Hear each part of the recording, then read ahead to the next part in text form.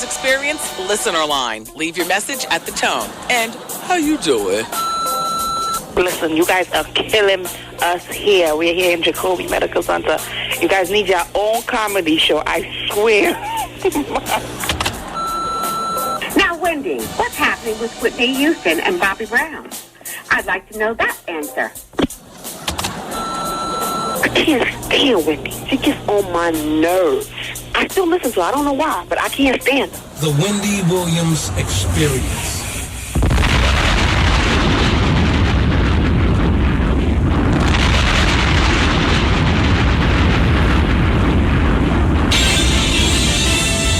And now we're pleased to bring you our feature presentation. Ladies and gentlemen, what your ears are about to witness, the greatest queen of all time. Okay, party people in the house. Turn it up, yo. Turn it up. This is it. Allow me to reintroduce this queen. Representing From west to east. Just better get it right. Y'all know the name. Wendy Williams. Been in this game for a while. I hate to brag. Ain't nobody Hey, this phenomenal. Like the queen. Right here. who the world is this with so much drama. From yo block to yo block. I heard of the number one female. Been doing this for years. Every barbershop, beauty salon. Who the world is this with so much Again and again. Wendy Williams. Bringing your name up. A lot of you haters scared to death. She at it again. Wendy Williams. She in it the win. Wendy Williams. She back and she staying. Wendy Williams. The ain't playing. I like to present you the winner of the Game Chief of the Year award. Once again. Introducing the queen. 1 2 1 2. Everything's working. The phone's the fax, the email. Don't say it too loud because it'll all come crashing down. Hey, everybody. Welcome to the Wendy Williams Experience, where today, we're going to talk about Jamie Foxx. You'll never believe what happened to him. Wow. We'll talk about Pharrell. We'll talk about T.I. and that damn Maury Povich. Oh, we've got to dissect that 25 different ways. And I'm still not through with that tramp, Denise Richards. And, of course, Charlie Sheen and, whatnot. The celebrities are up to no good. And that's when we come in, because we like to gossip here on the show. Plus, we got Advice Hour coming up next hour, including Wendy's Medical Minute. And the phone lines are open for you good people, and the faxes and the emails. And you guys are really the most entertaining part of the show. So I applaud you in advance for calling in and lending your comic stylings to this mess. It is what it is, people. Welcome to the Wendy Williams Experience.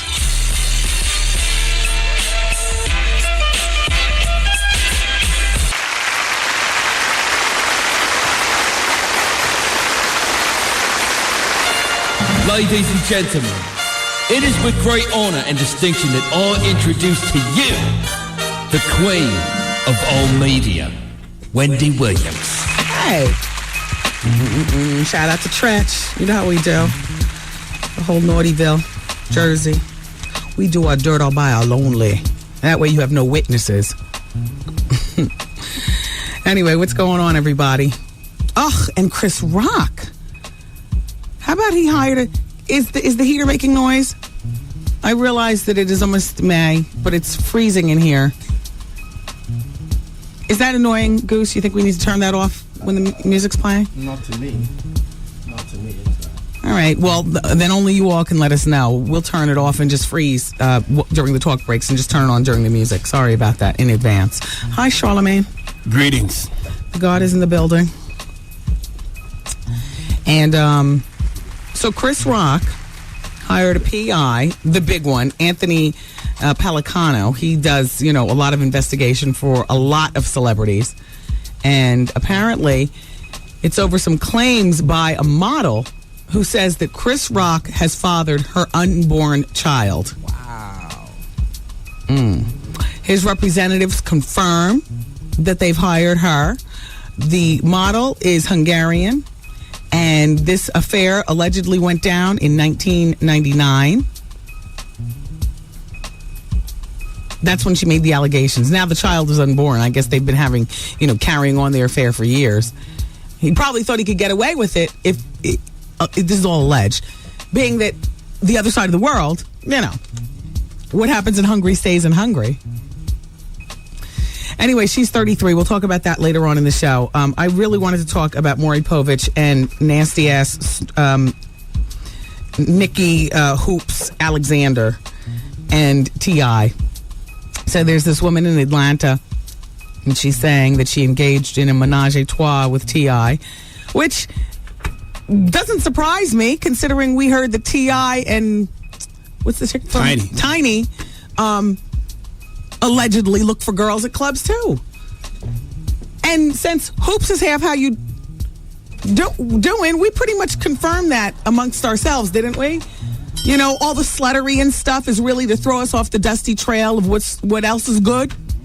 Okay. So Hoops is from The Flavor of Love, and the woman, the third party, wishes to remain anonymous, probably until she writes her book. And she's saying that she met them last week at a nightclub, which is so interesting because last week we got the report that Hoops and T.I. were out together at the nightclub. She says that she struck up conversation with them, with Hoops. It usually is the girl who's doing the luring. Although in the case of T.I., we did get a spotting that he was the one looking around in the club for a girl for he and Tiny. But anyway, she went on to explain. Here's her quote. I felt like Hoops was trying to pick me up, but I wanted T.I., so I was cool with it. After they left the club, they arrived at T.I.'s mansion and proceeded to have three-way sex. The woman says T.I. was great. I really enjoyed being with him, but it seemed like Hoops was more into me than him. Huh. Gee, go figure. Is anybody stunned? No, that's normal sexual behavior. 2006. Yeah. Menage a trois and bisexual women and men, wanting to see that all go down. And I don't know why this big... As a matter of fact, you know who I'm hating on in this? The third person. Mm-hmm. Like, what the hell? Ugh. I don't even know what she gets out of that. It's news if it was another guy involved with T.I. Yeah. But that's normal sexual behavior. Well, maybe she's the only one in the country that never looked at Hoops with the queer eye on Flavor of Love. Mm-hmm. Maybe she's the only one who thought that Hoops was, absolutely hetero, and that's it. All right. You know what? I said I wasn't going to take any phone calls during this break, so therefore my phone operator totally bailed. Is that why they asked? So that they know they can go downstairs and get a sandwich? Is she in there? No. Oh. Visitors. Oh. All right. So, that's the man from Bally's. Yeah. Hi, Bally's man. You better. I'm still waiting to do my workout in my house. I need my crunch machine, my elliptical machine, and all that. So, a team of lawyers is defending Maury Povich, and a team of lawyers is going after Maury Povich. You heard about this? Maury, I got to tell you something. This was no surprise to me either. Maury, your name has become synonymous with skeevy. I hate to say, but it's true. And Connie, why are people always portraying you as some Prozac desperate housewife? I mean, it's been for years. From the beginning of their relationship, Connie Chung has been pegged as, less than bright and a little Prozac-y. Do you know what I mean? Anyway, so there's this woman who's accusing Maury of an affair that's lasted for years. Maury is 67 years old. Still good looking, though, in a really pasty, older white man kind of way. He keeps his waist together and his nails tight and his hair. Is the perfect combination of salt and pepper. And I guess after a few drinks, you can look at that and say, hey. Goose still pressing wrong buttons. So the legal filing has happened. He's 67. It's been a long time intimate sexual relationship. She's accusing her name is Donna Ingber. She's 47, and she calls the life behind the scenes of Maury Povich. She akins it to Peyton Place, the soap opera from back in the 70s. The alleged affair was common knowledge to everybody there, and she was known as Maury's girl, and she's claiming this in her $100 million lawsuit, which she filed yesterday against Maury in Manhattan Superior Court. Donica Nardi is a 28-year-old producer, and she's been with the show since 2000. Well, she's also slamming Maury. You know, she's charging that people at the show were humiliated and exploited behind the scenes. Which one's filing the suit? The woman in the affair or this 28-year-old producer? The bombshell suit has been claims that has been tangled. Nope, the 28-year-old is filing. The woman who's having the affair, the 47-year-old now, she's married. She's got 12-year-old twins. Oh, my God. So the 28-year-old, it's the third person again. Damn the third person. Why does always a third person have to know about things going on? Why can't what we do just be between me and you? And not something that you run and tell your crew. Shout out to Houdini. Big mouth. So anyway, they call it a classic hostile work environment. The hostility, the intimidation, the humiliation, the ridicule, the sexual harassment, the alcohol use, the explicit, rampant, perverse conduct. Maury is not accused of any harassing behavior himself by this 28-year-old girl, but the suit claims that his production company and NBC should have known about these alleged problems and put a stop to them. The most damaging details in the suit for Maury focus on the affair with this 47-year-old married mother of 12-year-old twins who supposedly made drunken late-night phone calls to the 28-year-old, to the third party now. Why, big mouth? Why?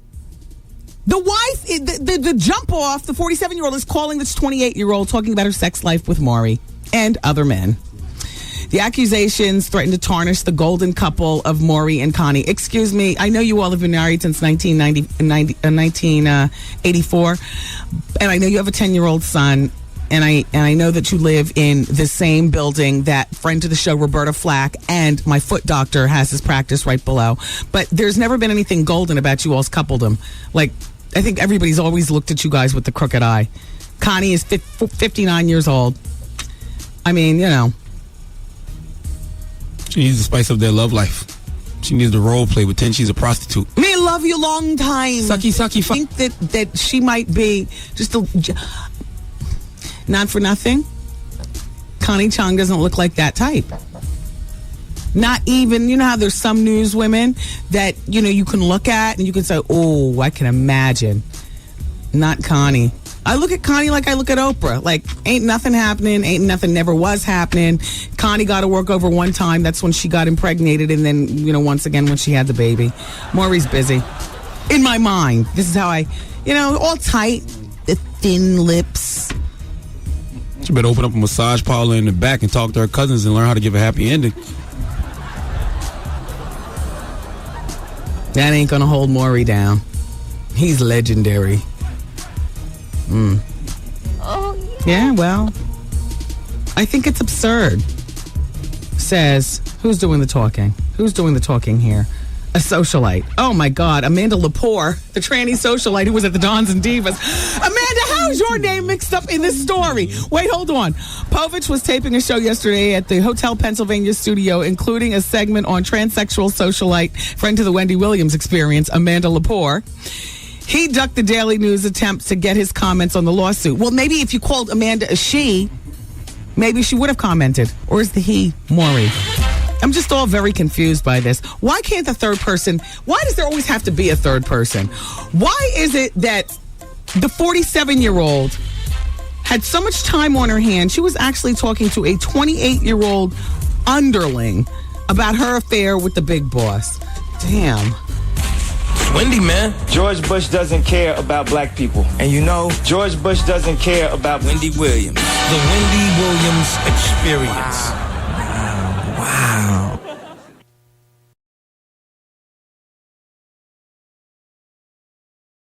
back by popular demand. And this time, it's bigger and better than ever. Pick your pleasure. It's the luxury of your choice. Having the ability to choose what you desire most. Pick your pleasure.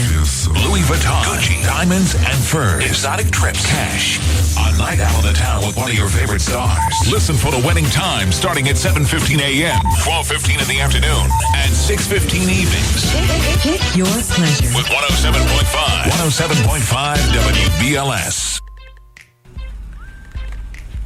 And yeah, so the press has obviously gotten in contact. Oh, it's BLS 107.5, the Wendy Williams Experience. Thank you. The press has obviously gotten in contact with the husband of the 47-year-old jump off, that the woman who's being accused of having this affair with Maury. And the husband says, that's absurd. He's been a gentleman. Absolutely not even close. People are saying it's ridiculous. They refuse to address the allegations that Maury's having an affair. We've done a complete and thorough investigation about the allegations of harassment, and we're satisfied that they have no merit. That's what Gary Rosen says, who I guess is a spokesperson on Maury's behalf. In the meantime, they describe the tattletale, the Bianca Nardi, 28. She is a beautiful blonde graduate of Syracuse University who had bit parts in small independent films. She comes from a politically prominent family in New Hampshire, but was last in the news when her mother, Robin Miller, died of a rare flesh-eating bacteria in Connecticut in 2003. So the tattletale now lives in Fort Lee, New Jersey, and she's on medical leave from the show, said her lawyer. But how much do you want to bet that the next thing we're going to find out is either this woman's an absolute nut, and there's no basis to any of that, which I still say, whew, Maury, you escaped that one this time. But she's going to have taped conversations. You know what I'm saying? She's going to have conversations taped with the drunk jump off, the 47-year-old one. Sex life with Maury is great. Or terrible. I don't even know why I do it. Also, the jump off, she's charging that the jump off was known as Maury's girl and the prima donna who always got away with everything. She also claims, the tattletale, that the jump off criticized her eating habits. And this is a 47-year-old woman who's the jump off talking to the 28-year-old woman, ripping food out of her hands and tossing it in the garbage, telling her, you don't have a boyfriend because guys don't like fat girls.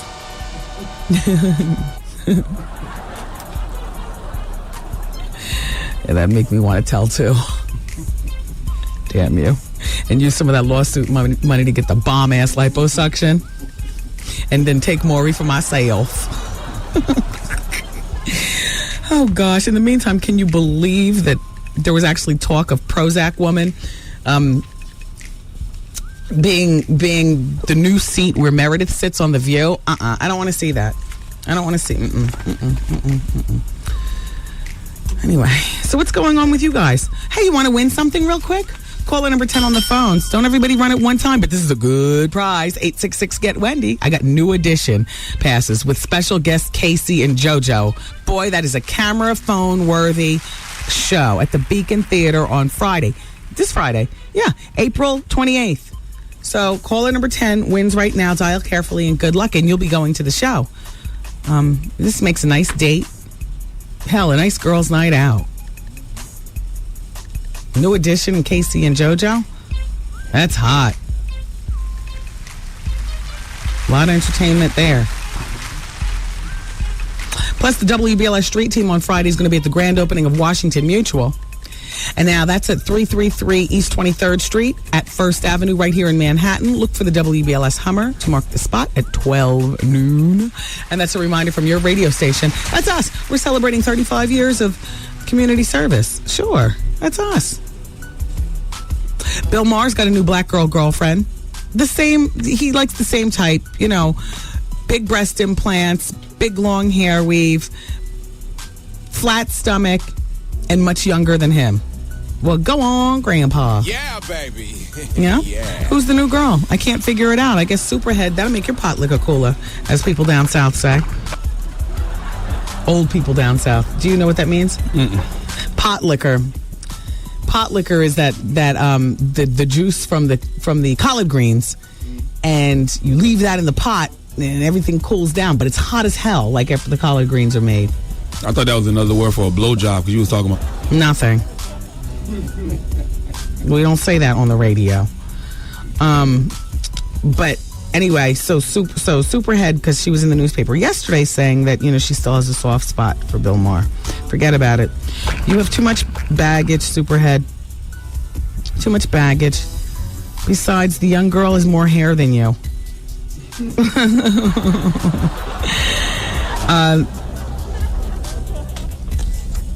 And she doesn't have that same used up look in her eyes, although she's with Bill Maher, so it could be in her cat wrap instead. Oh. Well, she's carrying roses, Superhead. Everybody go to celebrityworldversion.org form / oh, it's not worth it. She looks like Tracy Bingham. Return of the Mac. And that's what her life has been reduced to. The girl in the construction hat in the Return of the Mac commercial. Love a man. Oh, did we get a winner for the tickets? Yeah. Okay. Oh, great. So then now we can just randomly pick up the telephone. Okay, wait. Give it 8 seconds for the delay. I'm randomly picking up the telephone now, everybody. Randomly going to the phones. We already have a winner. Shout out to everybody at Jolie Magazine. See you all tonight at the party. I was reading, actually, the magazine earlier today. I was in the phone store getting a new phone. And there's some really good stuff in the new issue of Jolie Magazine. That's the magazine where I do the advice column, Ask Wendy, and where Lisa Ray is our cover girl, and where Vivica Fox is heavily involved in the magazine. She interviews all of the cover models. I love this magazine because it's like an ultimate beauty guide for women of color. And there's an interview inside with Lisa Ray. I'll tell you some of the things that it says in there. And there's an astrological sign to lock down that man because it's spring, and sometimes you just want to know exactly what's going on in a man's world. Hello. Hi, it's Wendy. Hi, Wendy. How are you? I'm good. Am I caller 10? No, we already have a winner. Thanks for calling. Bye. Oh, okay. Okay, bye. Wow. Wowie, wow. And they have a World of Curls article where curls are like the big deal. And they show Tyra Banks with a World of Curls. Of course, Oprah. Tracy Ellis, who... Ew, you guys. Why'd you put this in our magazine? This is not a good picture of her. Elise Neal looks good. Kelly Rowlands looks good with her curls. And Kerry Washington. She always looks good. And then they have a shades article. Ladies showing you the different shades to buy because it's springtime. Jolie Magazine. Let's go back to the phone, Goose. And the party tonight is at Metro 53, but it ends at midnight, so, Hello? Hello? Hi, it's Wendy. Hello? Hello, hi, it's Wendy. Okay, I've had it with this break. Let's continue. All right, we're here until 7, 107.5 WBLS. It's Wendy with the throwback from way back. For Wendy Williams Experience. For Wendy Williams Experience.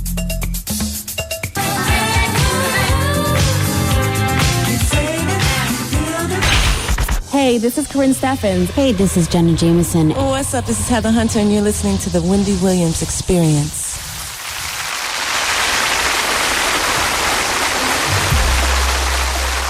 Heather Hunter, friend of the show, she's got her big art gallery opening coming up in May. Heather, that coffee table book that you gave me with all your artwork and stuff, whenever people see that book, they're like amazed. Wow. And she does artwork too? If you know what I'm saying, and I think you do. Shout out to the porn community.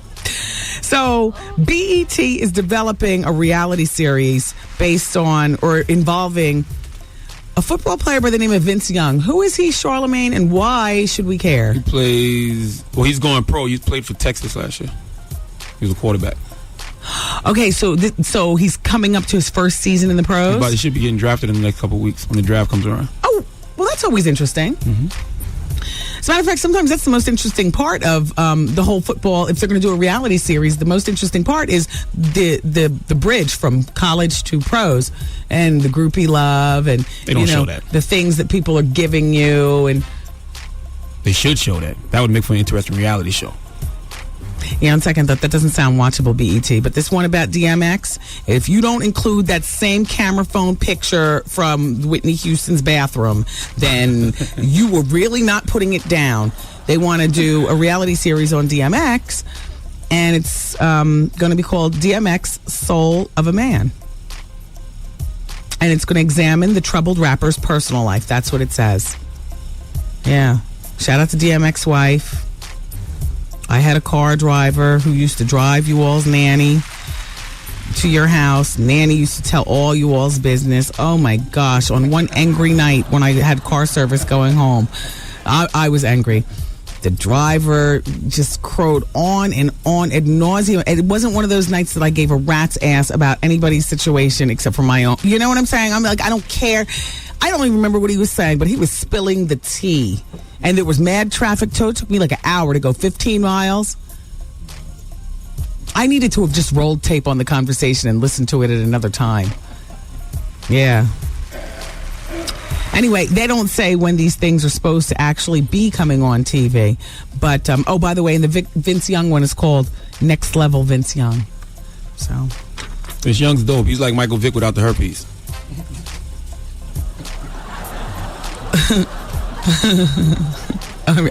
I remember that story. Shout out to Tanya in Philly. Tanya, as far as I'm concerned, my story was straight. They have a 10-year-old son.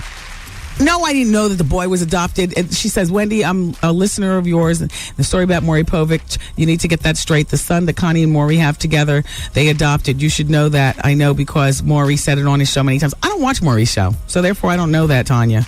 I'm actually whizzing around trying to organize my life at that particular time of the morning it comes on here. But, okay, so that's one less time her cat trap was used. As a matter of fact, 2. One for the inception and one for the delivery. Okay, never been done. Here we go. Thanks, Tanya.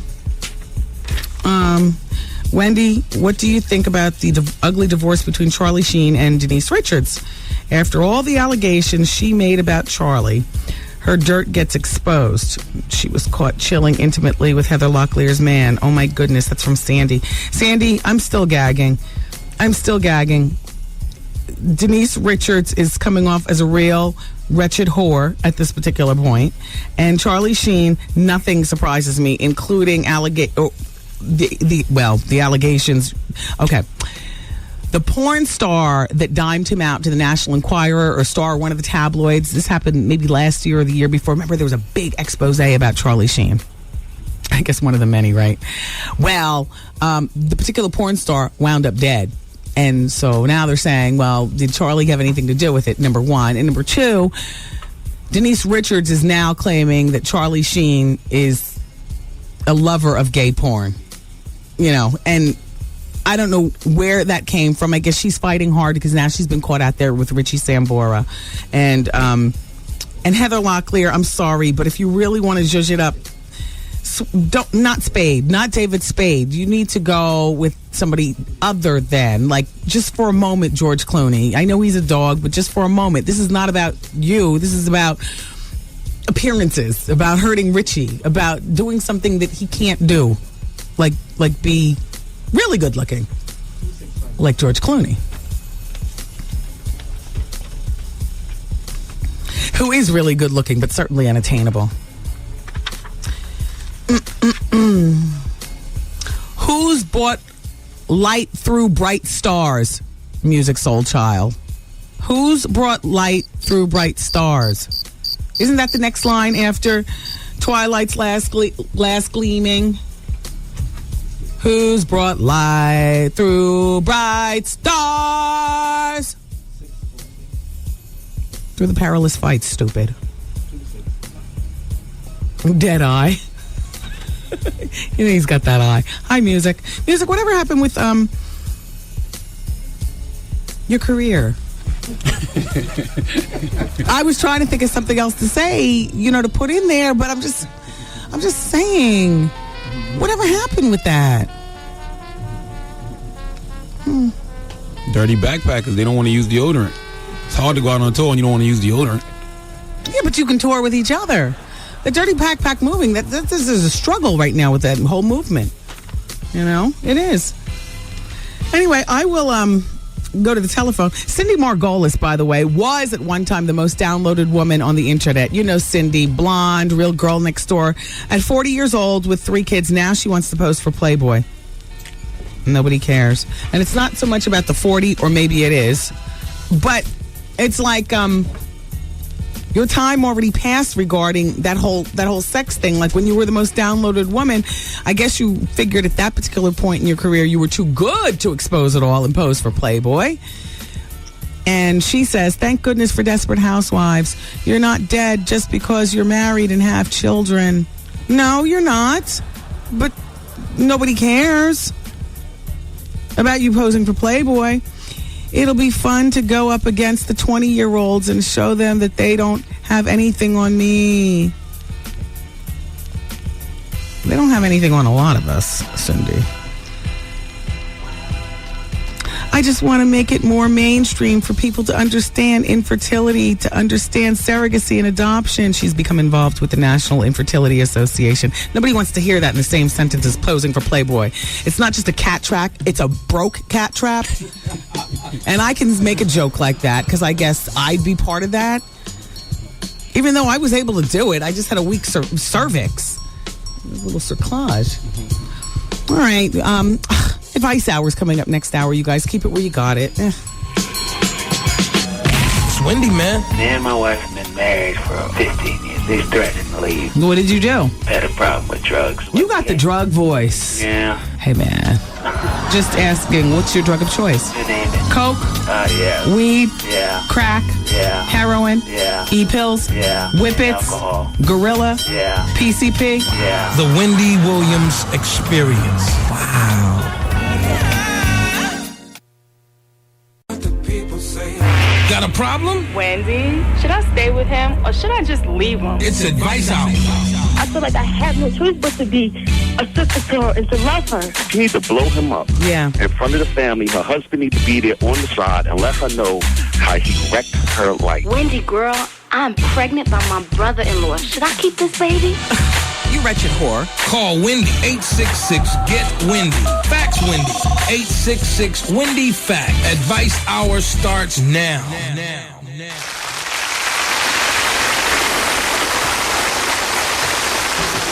Oh, shout out to Tia in Philly. Thank you, Tia. Who's broad stripes and bright stars? Music Soul Child. So just in case you're ever asked to sing again the Star Spangled Banner, it's who's broad, bright stripes and bright. All right, you got it. All right, Advice Hour today, everybody, is brought to you by JCPenney. It's all inside JCPenney. And I'm also going to give you some information because some of you girls need a game plan when it comes to turning guys down. Like you just give out your number just because a man asks and you just don't know how to say all hell to the gnaw, which really isn't a nice thing to say. But there are tactful ways to turn men down. And spring is here and everybody's flirting. And so I'm going to give you 5 tactful turn downs, okay? But first, I'd like to get plus I'm going to give you the websites for STD dating. You know, if you have an STD and you're really concerned about dating and stuff, and you definitely don't want to spread it like some other people would. In the Medical Minute, I've got the STD websites. So, but first, we'll start with this. Well. Do you know that more than a third of breast cancer survivors gradually stop getting their annual mammograms? Aren't you kind of shocked by that? Well, they say the results may indicate women who grow complacent about medical screening once they get past the medical scare of initially being told they have breast cancer. They get treated, they survive, they never go back for mammographies. They're saying that that's a third of women. Other women said it's more likely that survivors avoid screenings because they dread a reoccurrence of cancer and additional treatment. Dr. Kathleen Edston from Worcester, Massachusetts, she's an oncologist who specializes in breast cancer patients. She says they're fearful something's going to be found again. The study found that just 63% of women were getting annual mammographies 5 years after breast cancer surgery. The findings findings are reported in Cancer. That's a medical journal published by the Atlanta-based American Cancer Society. So, ladies, I know many of you listening are breast cancer survivors. If you are not going for your follow-up mammography once a year, I just want you to know you're not alone, but you probably should start going again. Okay. And also in Wendy's Medical Minute, the websites for STD dating. You can go to matchstd.com. I got asked this question last week, okay? And since I know 1 in 4 people are carrying something, this is probably very informative so that you all don't infect the other 3 people in the room. Condoms don't do it all. Anyway, matchstd.com. You can always go to stdfriends.com. And you can go to positivesingles.com. And I'm sure once you get chatting with people on those websites that there are a plethora of other websites that you can take your infected behind. And that's Wendy's Medical Minute. Thank you. Cheers to you, George, on line number 1. George is 30, and he's got a question about his best friend. Uh-oh. George? Goose, yes. The machine is on for no good reason.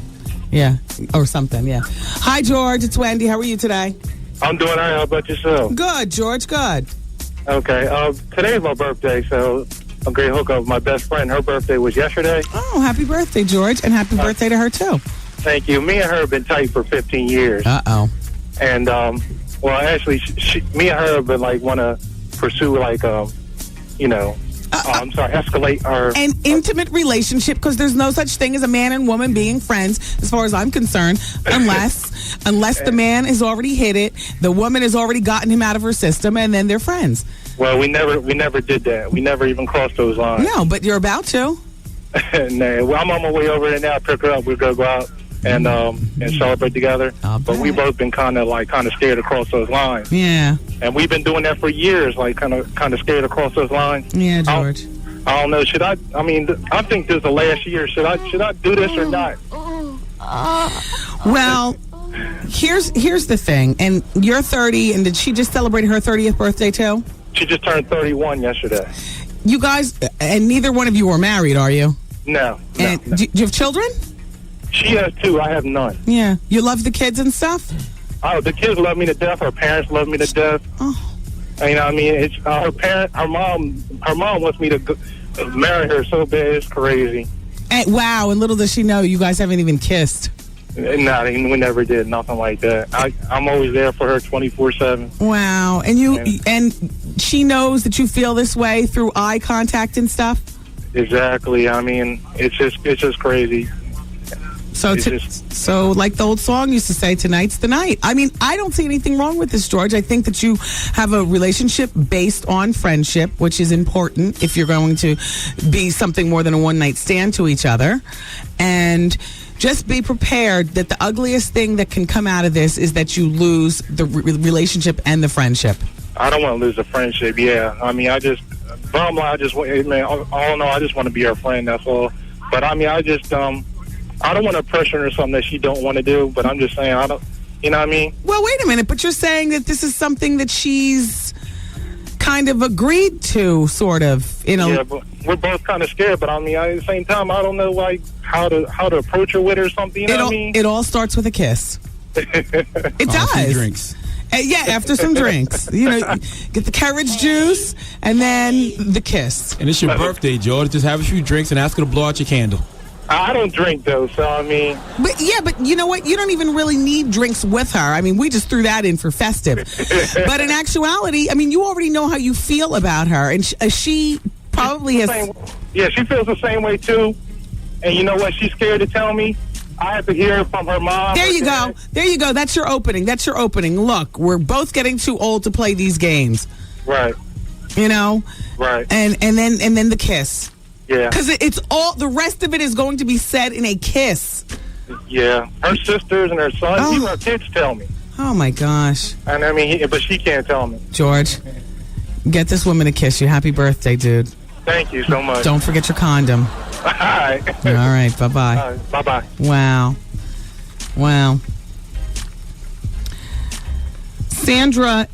Sandra, I got your facts. Try apple bottom jeans. They're cute. Sandra's got a very large behind, but really attractive. She says she only counted 2 dimples, which that's miraculous for a really large behind of a 32-year-old woman. Usually there's a couple more than that, but she's got a really large behind and she's got a very small waist and she's very, very fit up top. Nice. She describes her arms as Madonna-esque. She's got thighs, she said, like the Williams sisters. And she cannot find jeans that match her figure at all. They always gap at the waist. So I suggest apple bottom jeans because while you're a grown woman, Sandra, and you might think of apple bottom in the original inception of apple bottoms, they were, the apple wasn't exactly for a more mature woman or anything like that, but apple bottom is like rejudged and kept a lot of the same stuff that like the girls in high school and junior high, and hell, now they have an infant and kids wear line, but they've also grown up. Like they've got, Oprah has been seen wearing apple bottom jeans. I've got apple bottom jeans and tops and stuff. This stuff is really cute. It's affordable. It's available. She's in New York, so it's available at Macy's, the former Bambergers. Remember Bambergers? My mother used to. I'm going to Bam's. Anyway, they're available at Macy's.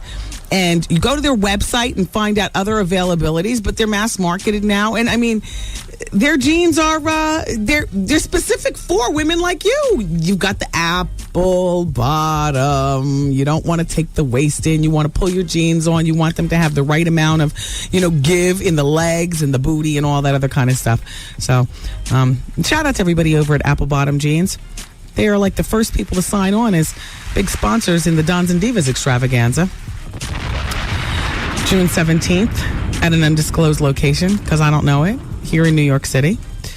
And we got our girl from Hustle Flow. Baby boy. Yeah, Taraji Henson. She's going to be our hostess so far. So, more details to come. Special shout out to Question Mark Entertainment. Brian Love Entertainment.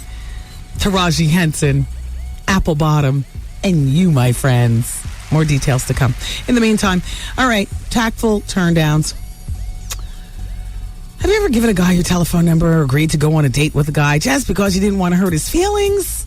Woman, you are a wimp. Oh, let me help you out. I got these off the web. I like them, though. Number 1, the best policy is honesty. Tell the guy straight up that you're not into him. And not like that, though. Here's how you do it. I've really enjoyed talking with you, but I'm not feeling that kind of connection. Thank you for the interest, though. How does that sound, Charlamagne? Is that better than... That's why I don't holler at females, because I don't like being let down. So I don't like not near one of those remarks. Yeah, but if you never approach, then you might be missing out on something. So, it's people like you standing on the sidelines. That's why other guys get the girls, and you just stand there. Girls come to me. Huh? Just being honest here. Oh, okay. All right, sorry. All right, how about this one? You're obviously a great guy, but not... The connection's just not there.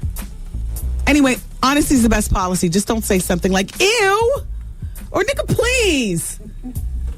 Do I look like I'd be hollering back at you? I've been known to say that on the sidewalks. When just men are out of order and they scream back at you and you just want to turn around and scream back at them. Although we had an intern one time who screamed back and she got a bottle thrown at her. Oh. Kaisha in Irvington. Hey, Kaisha.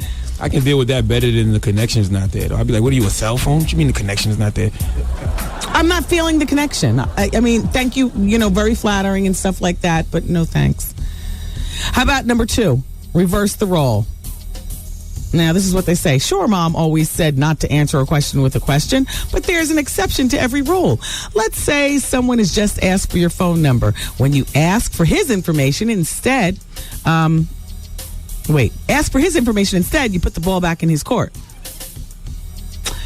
See, that's going back to being a wimpy woman, though. Why can't you just tell him I'm just not that? Anyway, the connection thing. Number 3, reset his sights. It says, if you're genuinely enjoying talking to him, just not enough that you can envision turning into a twosome, don't send him away empty-handed. Run through your mental Rolodex of your single pals and coworkers and tell him you think he'd get along really well with your single friend, blah. That must be for white people. Well, E. Jean Carroll from Elle Magazine, who is very white. While I love E. Jean, she does give very, very white advice. She's not exactly, yeah. Mm-hmm. If, I don't like any of these. Apologize for your unavailability. Hello? Do you see the wedding ring? No, I don't want your number. Number 5, play the numbers game. Rebuff his advance. Tell him you want to spend time with him, but not as a couple. Nope, that doesn't work. You know what?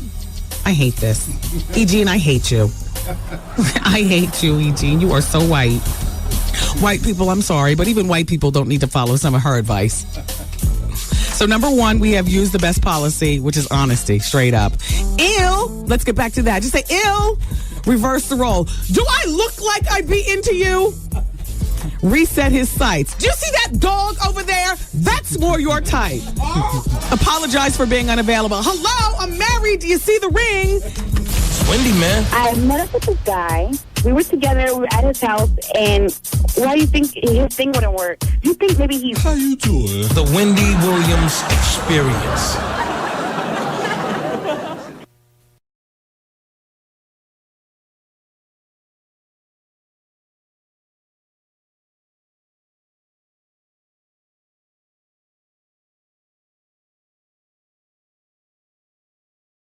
Backed by popular demand. And this time, it's bigger and better than ever. Pick your pleasure. It's the luxury of your choice. Having the ability to choose what you desire most. Pick your pleasure. Louis Vuitton, Gucci, diamonds, and furs. Exotic trips, cash. A night out on the town with one of your favorite stars. Listen for the winning time starting at 7:15 a.m., 12:15 in the afternoon, and 6:15 evenings. Pick your pleasure. With 107.5 WBLS. On the radio, and what was it? Anyway. Oh, by the way, you all, women of a certain age, I have got the information for the Women's Master Formula, a.k.a. the flax juice. And I'm going to give it to you in the next break of Advice Hour. And then I'm never going to throw it away again. So anytime anybody asks about it, I'll have it for you. This hour of the Wendy Williams Experience is brought to you by Wendy's. Wendy's Hot and Juicy. So let me talk to you about LA weight loss, 1-800-448-TRIM. It's 1-800-448-TRIM. I lost over 20 pounds on LA weight loss in total, and I feel terrific. I feel like it's the first time that I've been on a weight loss program and lost weight, and not through some sort of plastic surgery or crazy one of my nutty diets like the gum and Diet Coke diet. That's where you survive off gum and Diet Coke. You know, the water and salad diet with no dressing. I mean, I've concocted every kind of crazy diet in my mind, tried to execute it, dropped like 3, maybe 5, maybe 10 pounds even, and then you gain the weight right back. Well, I lost my first 15 pounds on LA weight loss 2 years ago. I never gained it back. Unbelievable that I've been able to maintain eating real food, enjoying life. I'm talking about food from a food perspective, enjoying life for 2 years, and I never gained the 15 pounds back. Prior to going to Puerto Rico, I wanted to lose another 10 pounds just so that I could really, sometimes the food just gets really good to you all. And sometimes it's best to be down a little lower just so that when you gain that 4, you don't want to jump off the bridge or, you know, and so I lost another 10 pounds on LA weight loss just in time for Puerto Rico, and I just feel terrific. I feel great. I feel like for one of the first times in my life, I don't have to really think before I get dressed in the morning. You know, whether I put on, you know, a suit or whether I put on jeans and a t-shirt. I feel that it is what it is. And a lot of it has to do with getting right with yourself, you know. Like, Wendy, you're never going to be a thin girl. That's not what you're looking for. Wendy, you are never going to be this. You're never going to be that. I mean, I'm right with myself, and part of that is also the LA weight loss counselor. You got a one-on-one counselor who helps you through as you lose the weight, helps you with the mental as well as dealing with the world around you. Now, while my weight loss wasn't so severe, yours might be. Maybe you have 80, 100 pounds to lose. Maybe you've never had guys come up to you and even throw you pickup lines so that you can rebut by saying, hello, do I look like I want to be with you? Maybe you never had that feeling. There's a lot of weight getting in the way of that. I'm not saying that guys aren't attracted to girls 80 pounds, 100 pounds overweight. I'm just saying maybe it's your time to lose some weight on LA weight loss. And as you do things like that, you'd be surprised how helpful your one-on-one weight loss counselor will be, helping you navigate your way through the family reunion this summer, where your entire family is going to be looking at you and sucking their teeth because they're going to be jealous and so on and so forth. You don't have a best friend to talk to because who wants to share everything like that? That's very personal stuff, your inner thoughts about your body. And that's where your LA weight loss one-on-one weight loss counselor comes in. Excuse me. I've seen great success on LA weight loss, and I lost my first 7 pounds. The first time around, I lost 7 pounds the first week. Second time around, I lost 4 pounds the first week. So you can do it too. It's LA weight loss. It's not just a weight loss program. It's a lifestyle. It's real food for real people. Find out what the hell I'm talking about by calling 1-800-448-TRIM. That's LA weight loss. 1-800-448-TRIM. And tell them Wendy Williams sent you. There's a lot of Wendy's, you know, when you call into 1-800 number. So maybe the Wendy Williams will ring a bell, you know. The Universal Circus is in town at Prospect Park now through April 30th. The box office is open at Prospect's Woolman Rink. There's no service charge. The next stop from May 2nd to May 7th is Yankee Stadium in the Bronx. Next Tuesday is the 2nd in the Bronx. Steve Harvey's morning show is going to be hosting that night. So check out Steve and the gang out there at the circus. In the meantime, it's still Advice Hour here, and Nicole is on the telephone. Advice Hour is brought to you by JCPenney. Nicole's on line number 6. She's 21. She's got a question. Hi, Nicole. Hello? How are you? Hi, how are you? Fine, thanks. It's Wendy. How are you, Miss Wendy? Fine, thank you, Nicole. I'm good. I have a question about my book for you. And I wanted to say, Miss Wendy, how do I get my book, A Bonafide Diva, to you? It's called A Bonafide Diva. I tried 3 times, 3 attempts already. What happened? It got returned in the mail? I have no idea. I haven't heard anything. I tried to give it to Capone. I don't know what happened with that. I asked Ray. Ray's my friend. I know he's your friend too. He said he wouldn't do it for me. I don't know why. I gave it to Francis, who was dating your security guard. I don't know what happened with that. I don't know who any of these people are. I'll be honest. I know Capone. Who the hell is Ray and who the hell is Francis? You know what? Don't even explain. Why don't you just mail it, Nicole? Just mail it to you at the show? Yes, Nicole. This is what I would do if I was 21 years old. Where when I was 21, I was such a freaking go-getter. I would have waited downstairs for Taryn, my producer, and I would already know who she was because I would have called to hello, who's the producer of the Wendy Williams show? You know what I mean? Because you already know, I think, that you might be the killer coming up to me. So you know I might flinch, might be busy, drop it in the garbage can just because I'm angry because of whatever bipolar moment I'm having. I would wait downstairs for the producer, Taryn Donatane, but you can get it here any way you want. You can mail it. You can wait downstairs. I know when I was 21, I had air check tapes that I wanted DJs to listen to, and I know what I did to get my tapes played. All so. Right. All right, so I hope I see you when you see me. All right, Nicole. Thank you. All right, bye. Bye-bye. A bona fide diva would know how to do it. What's the laughter? My headphones were on the floor. What's going on around here? Oh. Maria's on line number 2, and she's got a thyroid problem. Hi, Crystal. Marie. Marie? Okay, then Crystal's on line number 3. And her friend's husband is attracted to her. Crystal, call back. Your friend's husband's attracted to you? Well, I don't know why you're telling me about it. You know what to do. You better brush him off. You don't want to get messy. You don't want to get that all over you. That is very, very messy. Okay, so line number 1? Yeah. Okay, I don't know who that is. Hello? Hi. Hi. Hi, Wendy? It's Wendy, but I don't have your information in the computer. Who are you? Oh, my name is Kiss, and I'm engaged, sort of, kind of. I have my promise ring, and I just went out of town on to work, and I met this guy, and I'm really confused. I'm thinking I want to move out there and be with him. He wants me to come be with him next month. He's like, I get my boathouse, come move. My fiance, both of them are pretty established guys. I mean, I'm kind of getting turned off from my boyfriend lately. My fiance, he's driving me crazy with his emotional instability and just, I don't know. He's white. The other kid's Japanese and white and beautiful and just everything is. You don't sound like you're mature enough to handle the obligations and responsibilities of marriage. I know I am. I just wanted somebody else a little more mature than me to just say, girl, just, I don't know. Yeah. like you going crazy. Like you need what you're looking for maybe is a guy that's a little bit older than you who can lead you because you're not able to lead yourself. Yeah, well, they both are in their 40s, so. Yeah. And how old are you? I'll be 35 in July. God, I pegged you for every bit of 22. Oh, my God. Like, really? I look about that age, too. Whatever. Looking that age and acting that age. The acting part is like a diss. I mean, it's okay to be 35 and look 25, but my God. I know. You're calling these men kids. You said the other kid. Didn't we let go of that when we became not kids? I call Charlemagne a kid because he's 25. Certainly if I was dating a man who was 45, I wouldn't be calling him a kid.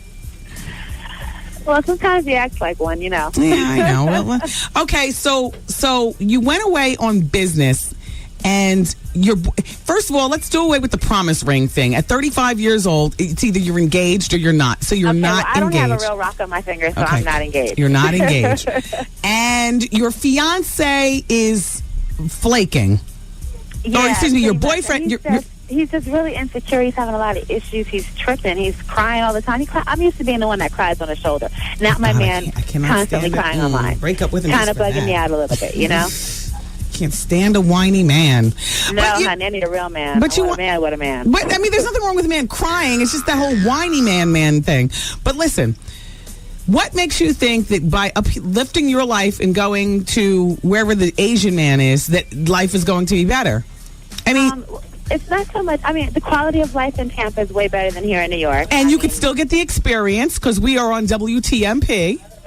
This is true. Yes. That's true. So let me just ask you, with or without this man, would you consider breaking up with your boyfriend and moving to Tampa? Yes, I've been considering breaking up with him. This just gives me a catalyst to do it a little faster. Okay. Well, I don't want to be a lone girl. I hate the lonely thing. I don't do that sleep by myself thing well. Even though I can and I have. Don't want to. Who wants to? You know what I'm saying? Yeah. I know. Sorry, holding up traffic. Yeah. All right. So, but are you just talking to me immaturely because you feel like you're talking to a girlfriend, or is there some growing up that you have to do also? Oh, no. I'm definitely still in the grow-up mode. Definitely. Okay. I'm still, still trying to find myself. So when you break up with him, I'm giving you the thumbs up if you need that to break up with your boyfriend and relocate to Tampa. But I would suggest that you move into your own apartment and do this as a twofold thing. Mostly about you growing up and learning to be more self-sufficient. And yeah, I think that's what my problem is. Too. I'm a little needy. And then the other thing is that you have an automatic tour guide in the Asian man. Yeah. But I would not move in with him. And I would not look for a whole lot out of this relationship. Yeah. But grow up, Tiff. You're going to be somebody's mother one day. I know. And looking like a MILF is one thing, but acting like a dizzy broad and not taking care of responsibilities is a turnoff to everybody, even the younger guys who want you. You know what I mean? Like, younger guys want older women because we know how to handle our business. If we're acting like a 22-year-old girl, responsibly speaking, then what younger guy? Charlemagne, right? Exactly. If you don't like sleeping alone, you need to buy a teddy bear. And the teddy bear keeps her being a kid. Yeah. Yeah. All right, Tiffany. Take care. Bye. Thank you. All right. Oh, Tiffany. Oh, my God. I asked for a box of dots. She brought the movie size. Jeez Louise. You got until 7 o'clock to finish those. No, I don't. I'll be eating these all through that Jolie party, sitting over there like a 5-year-old. But I handle my business. I'm a grown woman. I just got girl tendencies. Like eating dots and drinking champagne. Dropping the dots in the champagne and sipping. And then breaking the glass to the bottom of my mouth for the dots to fall in. All right, you all. Keep it where you got it. It's Wendy. We're here till 7. It's 107.5 WBLS.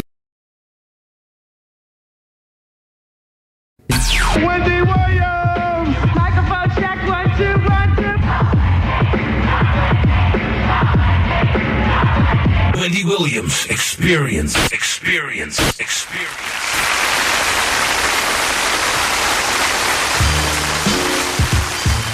right.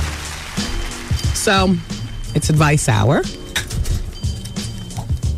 And yesterday's People Poll question was regarding lending money to friends. Would you? 38% of you said yes. And 62% of you said no. Today's People Poll question is, when being pursued, do you have a problem turning down the opposite sex when you're not interested? Do you? Mr. or Mrs. Nice Guy out there, is that you? Yes or no?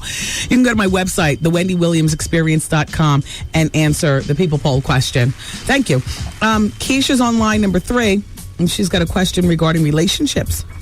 Hi, Keisha. How you doing? How are you? I'm fine, thank you. So go ahead. It's Wendy. Oh, okay. I wanted to ask you a question. There's someone that I like. Mm-hmm. All right, first of all, I haven't dated men in almost 9 years. I was dating women, and after my last relationship, I said that I would date a man. Okay, let me just preface again by saying she's 24 years old. Yeah. God. And I finally met one that I'm attracted to. Mm-hmm. But the thing about it is, he got a woman. Okay, so then you move on. He lives out of state, but he's never really here a lot. But when he comes around, I do see him. Oh, gosh. But I want to know if I should pursue it or not. No. You're 24. What do you want with the complications of a married man? He's not married. Well, he's got a woman. Mm-hmm. And B, he lives out of state. Now, depending on his girlfriend situation, I subscribe to he ain't taken. Like, does he have children with this woman? Uh-huh. Do they live together? Yeah. All right. So he's not married, but he's like married. So leave him alone. What do you need? You're 24. What do you need with that kind of harassment from the next woman? Because you're walking in the minefield of killer at this particular point. Okay. She will kill you. Number 2, at 24 years old, what kind of extra income do you have for a long-distance relationship? Don't you need it to be right here with you? Yeah. Yeah. Okay. Good luck, Keisha. Bye. Okay. Mm-hmm. Who wants the telephone number for Dr. Linda Lee? The woman's master formula, a.k.a. flack juice. I've got that for you. I'm going to get you one more chance. You get a pen and paper. This is that menopause treatment that Roberta Flack used. But first, dear Wendy, I have a short and simple question that I need answered on Advice Hour. How do I get my man of 2 years to be more romantic? P.S. We live together. P.P.S. I'm willing to do anything. Well, there's a big difference between romance and sex. Either a man is romantic or he's not. You can push him in the romantic way by presenting him with romance, like, so cliche, but candles lit and, his favorite food, work, sexy lingerie, filmy material, and all that other kind of stuff. Is it that the sex is lacking or the romance? Because sometimes people get the two confused. Generally speaking, with men, you must take their hands and show them exactly what you want. Whether it's romance or what you want for your birthday or how you want to be done down or whatever.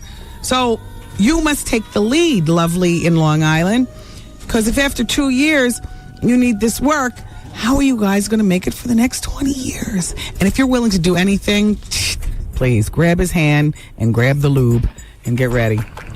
Yeah. I mean, you should have no problems if you're willing to do anything. Women's Master Formula in New York. Dr. Linda Lee, 212-787-9821.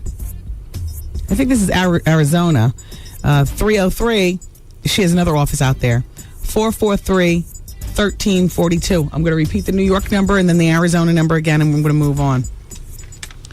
Dr. Linda Lee, L-I. Toronto. 787-9821. 303-443-1342. And let me see. Colorado. Is that Colorado? Okay, is there anybody still waiting on hold? And please not line number 1. Yep, that's the That's the only one? Hell. Go ahead. Everybody else is new. Everybody else is new? Oh, God. Hi, Dina. Hi. Okay, so you wait for your lease to run out and then you move. That's not till November. Move back with your parents and continue to pay your rent. Wendy won't talk to me? This is me. This is Wendy? Yes. What? I don't know. I'm on the radio. I'm sorry for sounding droll, Dina. It's just that whole psycho roommate thing. I just never get it when people have to ask about that. It just seems so obvious to me. You cannot just leave the apartment. You are part of the financial obligation of what goes on in that apartment. Right. That's why I want to find somebody to assign the lease to, which was our original agreement a month and a half ago, but she just reneged on it. Do your parents live near? Not like an hour and a half away. I can't get to work for my parents. Oh, God. Okay. Oh, God. Yeah, she's insane, too. And if I'm on the radio, I'd just like to say her name is Alana Hakimi. All right. So is there a friend or is there anybody that you can stay with until November? I mean, not without paying rent, and I really can't afford to pay rent in two places. I can barely afford the rent in one place. So it sounds to me like what you need is a huge life outside of your own apartment until November. Right. Here's the question: is I'm supposed to be taking the LSAT in June? Oh God, you need to focus. I know. Wow. That's exactly right. God, oh my God. She's really crazy. And what are you saying? She's going to burn your books? She's going to stab you in your sleep? I put a lock on my door. She threatened to punch me in my face while I was sleeping, so I put a lock on my door right after that.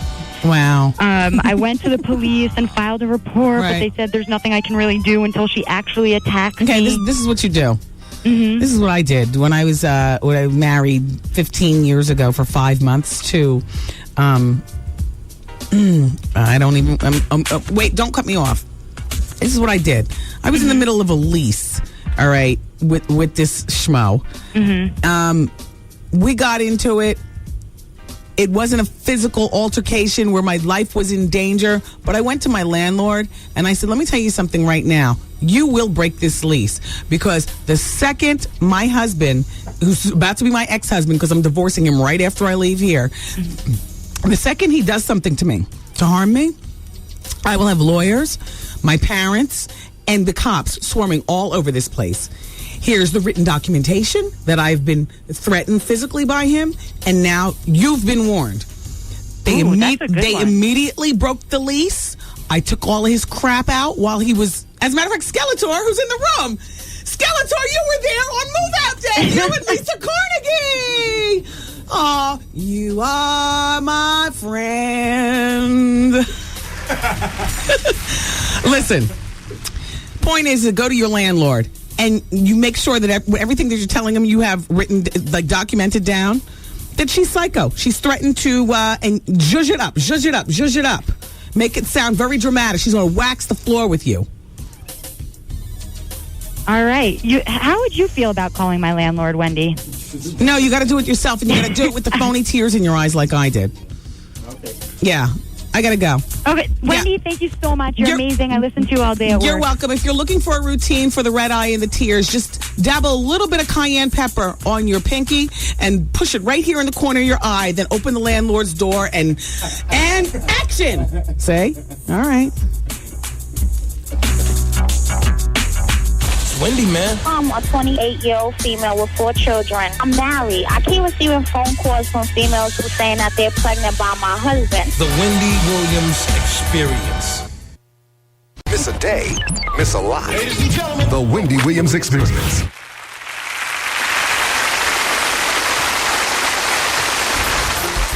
Yes, y'all. I see Lindsay Lohan in the newspaper today. It's saying that she was upstaged at Friday's Van Cleef and Arpels party.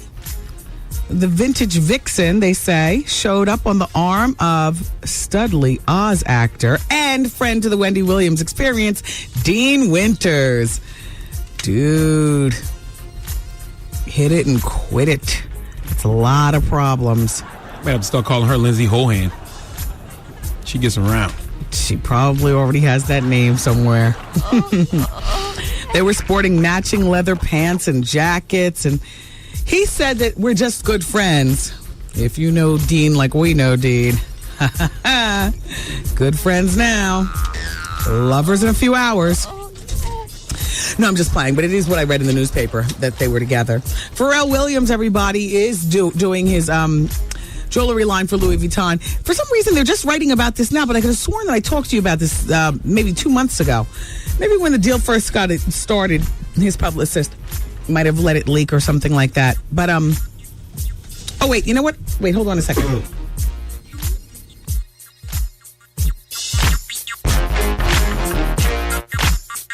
How you doing? Mama!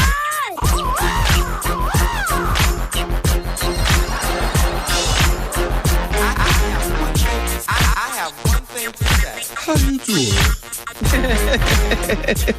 I love the interludes. Anyway, so it's going to be selected by... Pharrell, selected Marc Jacobs, the designer, to team up with him and do this jewelry for Louis Vuitton. Have you ever gone into the Louis Vuitton store and priced some of the jewelry?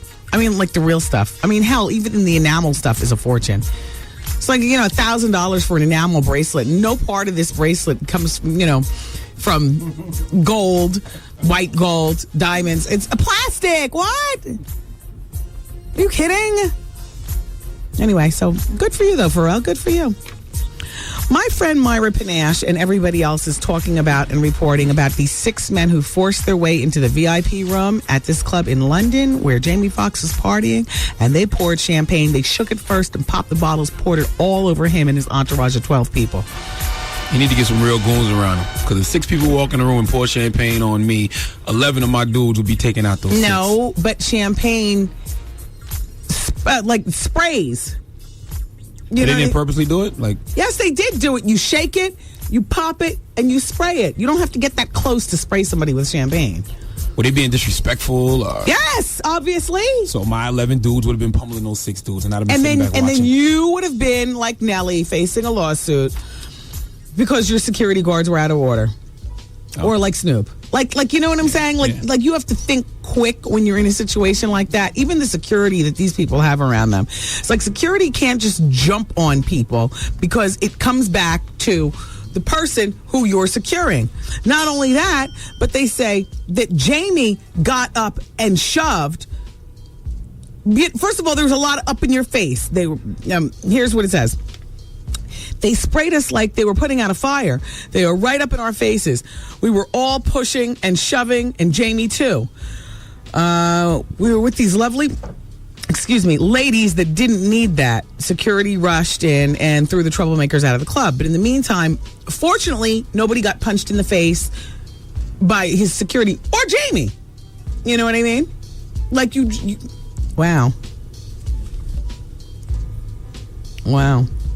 That's why it's always good to wear a good bra or have pointy hooters because you never know when somebody's going to spray you, in which case some women look cuter wet than they do dry. Not for nothing. Don't have one of those questionable hairstyles when you go in the club as soon as it gets wet. Oh my God, it's disaster because you just never know. I remember, was it last birthday or the birthday before? Anyway, unexpectedly, like my husband shook a freaking bottle of champagne and aimed it right at me like a fire hose. I look cute as all get out, though. I did. I look better wet than not. As a matter of fact, I had on a bra and removed the bra. Oh, yeah. Just to give the full, it's my birthday effect. And my hair got wet. Well, thanks to Steve Lindsay, wet, dry, doesn't matter. It is what it is. That's all. So, Sienna Miller, they're saying, has dumped her boyfriend Hayden Christensen and is back with Jude Law. And today, we remember Lisa Left Eye Lopez. Today would mark 5 years that she was killed instantly when her vehicle slammed into another vehicle on that perilous 2-lane country road in Honduras. 7 other passengers were in the car, and she was the only one killed. She was only 30. She'd be 35.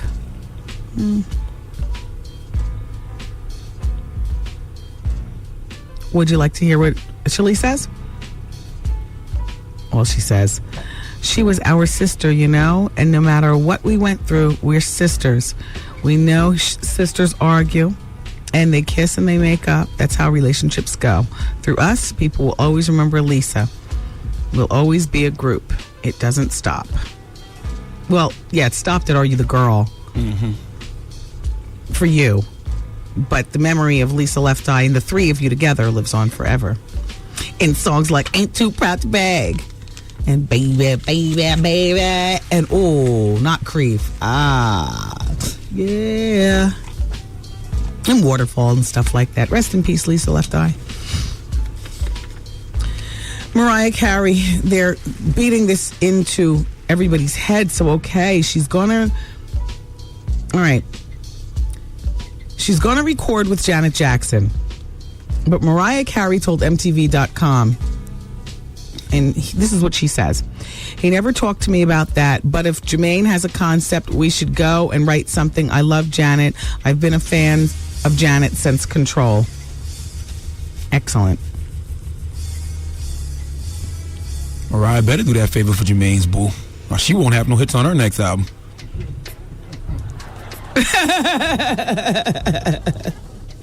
Is there anybody on the telephone? Anybody on hold? Anybody want to talk? Catherine Zeta-Jones is in the news again today. She put down $20 million, or she earned $20 million this year, or last year, 2005. I guess this is the earnings for 2005. It says Catherine Zeta-Jones is the top earning celebrity from a single brand. I guess for 2005 into 2006. She's still doing T-Mobile, right? $20 million a year for T-Mobile. Now, she is the face of Elizabeth Arden, but she got $20 million from T-Mobile. Wow. Nicole Kidman got $12 million for Chanel. Angelina Jolie got $12 million for St. John. Damn. Christina Aguilera. There's nobody on the telephone? Yeah. Yeah, okay. Can we press something? Yeah, it's okay. Hello? Hi. Hi, it's Wendy. How are you? Hi, Wendy. It's Sandra. Hi, Sandra. How you doing? I have a question. Go ahead, Sandra. When I don't really get along with my sister-in-law. Yeah, can you turn your radio down? Oh, sure. Sorry. Thanks, Sandra. And they presented me a check because I paid for a gown and shoes and the whole bit to partake in their wedding, and they decided to elope. And they just presented me the check in January, but I can't find it. I don't know if I should ask them for a replacement or just write it off as a loss.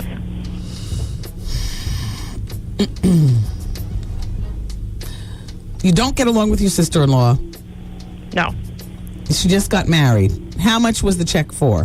$200. Get it from your brother and ask him to get the money from her.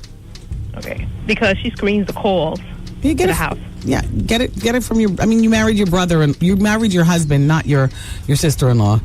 So all you have to do is... No. That's my brother. She married my brother. Get the money from your brother then and ask him to get it back from her. Oh, okay. Yeah. Thanks. I mean, if you don't feel like talking to her about it. Not really. I mean, yeah, because that was your stupidity that you lost the check. And that now she might not have the money. You know what I mean? You waited so late to do it. She might have spent that money on, redoing the living room or something. Get the money from your brother. Thanks for calling. Bye-bye. Yeah. T.I., by the way, we talked about him earlier being in that Menage a Trois with Hoops from Flavor of Love. Yeah, if you're just turning on the radio, the third party did all the talking. Can you believe it? Damn third party. Anyway, he's about to kick off a nationwide tour. It's going to be everywhere.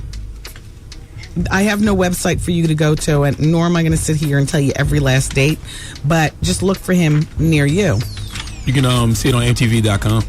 Oh, is that where they have the schedule? Mm-hmm. Will Smith is about to direct one of the episodes of his show. All of Us. Deals with the N-word. It's going to air. They don't even give a date. They don't give a date when it's going to air, but look for that. Dear Wendy, this is Yvonne. We just spoke, but I forgot to mention to you that you invited the killer to the studio on Wednesday. On Friday, the delivery man for your building asked if he can come visit you on Wednesday, and you said, okay, Wendy, he could be the killer you're always talking about.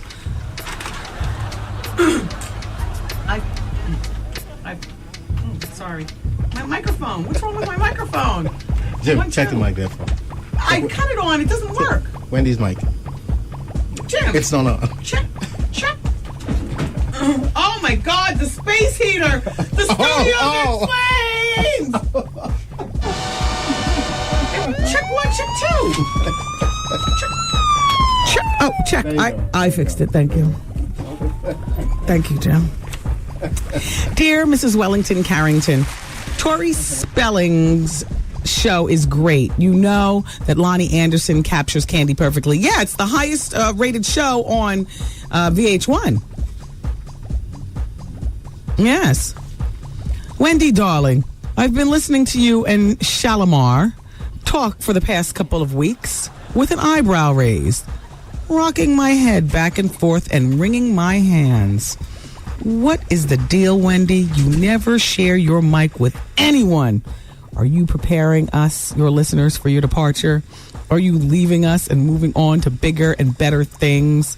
Is the space heater about to blow up on the floor? Can we can we just unplug that? It's making a lot of noise. Is Charlemagne your new sidekick? Doesn't he have a job in South Carolina? I'm not hating on him and all. He's funny. But listening how you made tacos at your house on the weekend and he was at your house, and I'm looking at the radio with the raised eyebrow. Wendy, do you care to share? All right. That's from Helen Cooper. Helen, don't you knock my privileged position. Question mark entertainment team Wendy all day. No, Helen, I'm not going anywhere. You know, and yeah, he does still, he used to work in South Carolina and as far as I know. I was going to call the radio station WHOT after my fictional character, Ritz Harper. For my book, which comes out on June 20th, she works at WHOT in New York. That book actually starts my novel series. But the radio station in South Carolina, Hot 103.9. Mm-hmm. I'll be on Saturday night, 7 to 11. There he is. And you still have parties there? Yeah, I got a party Friday at Club Bada Boom and Saturday at Club Evolutions. Yeah.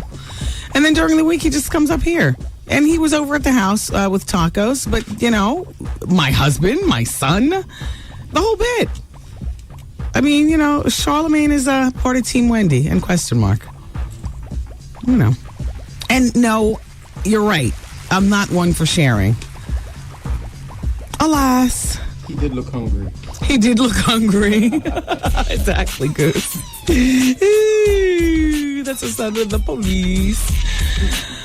Oh, my gosh. All right, you all, look. Let's make it pop on the telephones. Karamia, I see you, and Denise, I see you. And so you guys keep it where you got it. It's Wendy, man. Charlemagne's here, too. It's Wendy, man. I drove yesterday to get you, but that book is fire! Yes, honey, you did it again, honey. You did it again. The Wendy Williams Experience.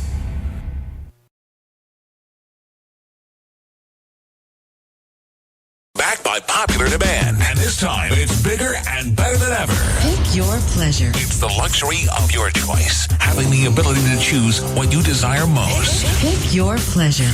Louis Vuitton, Gucci, diamonds and furs, exotic trips, cash.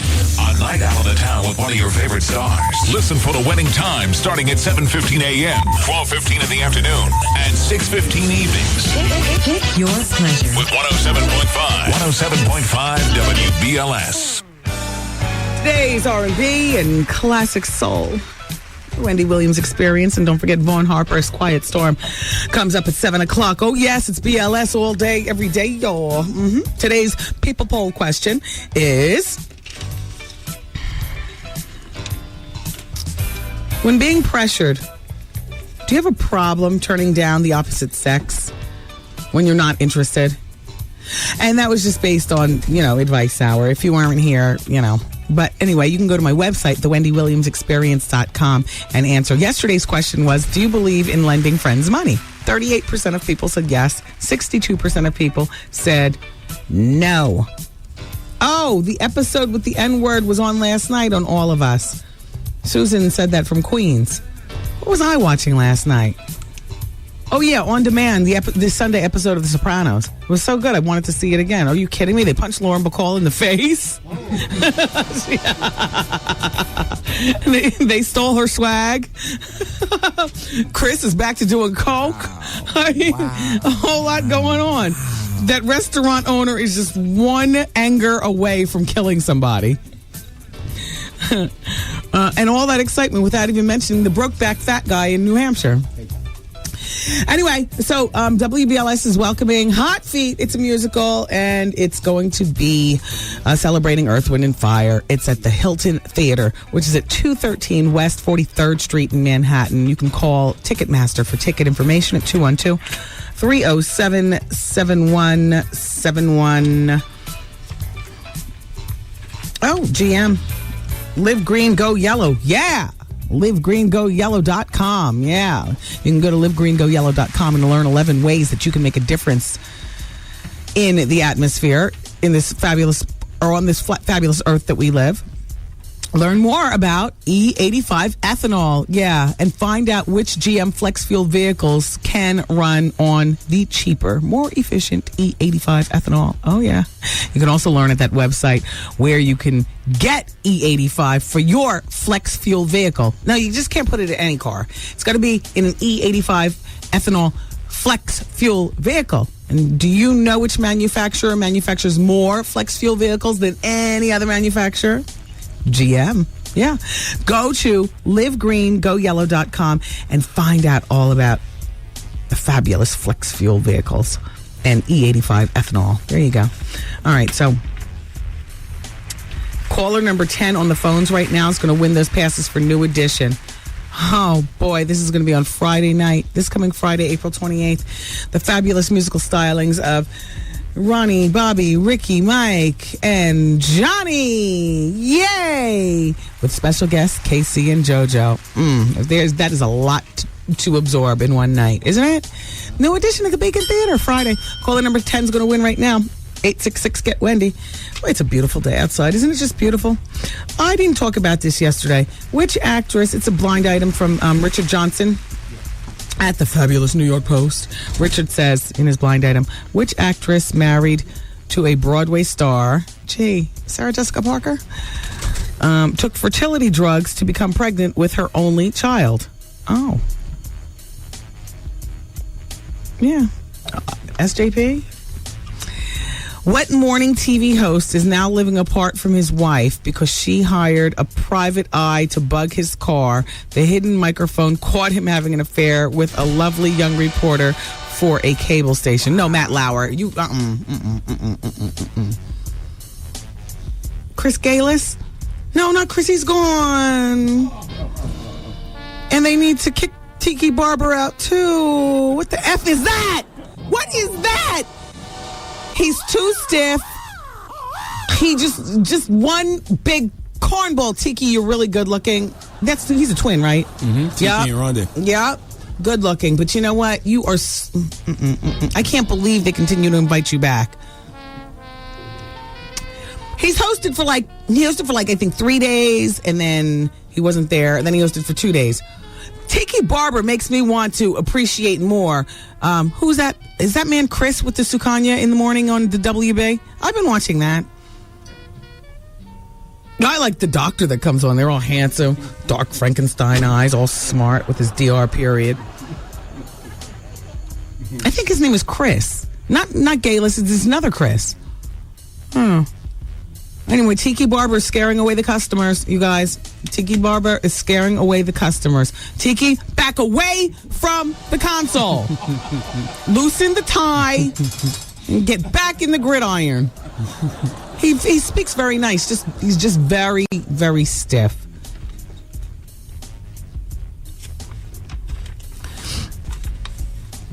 Tribeca Film Festival opens tomorrow.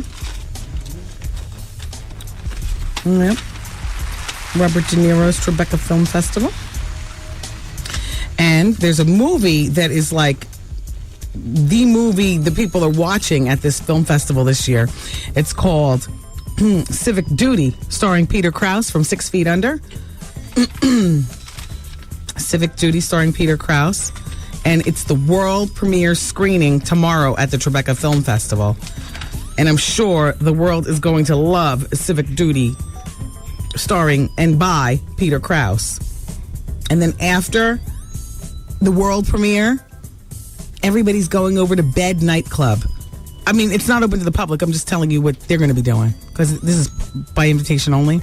Everybody's going over to Bed Nightclub. Damn, Goose, what is wrong with the buttons over there? Did they relabel them behind your back? Every break, is that nervous laughter? That's not funny, Goose. You're messing up the show. Please. He's laughing to hide the pain. Exactly. There's already enough mess ups. Please, Goose, please. You're the one person I count on. God. Anyway, after they watch the movie, everybody, special invite, they're going over to Bed Nightclub where George Vassell champagne is the official champagne of the party.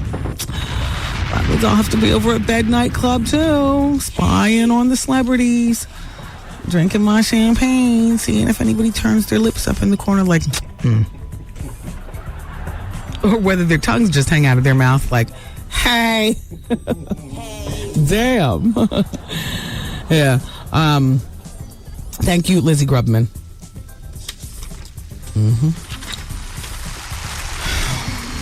I guess we should probably keep it moving.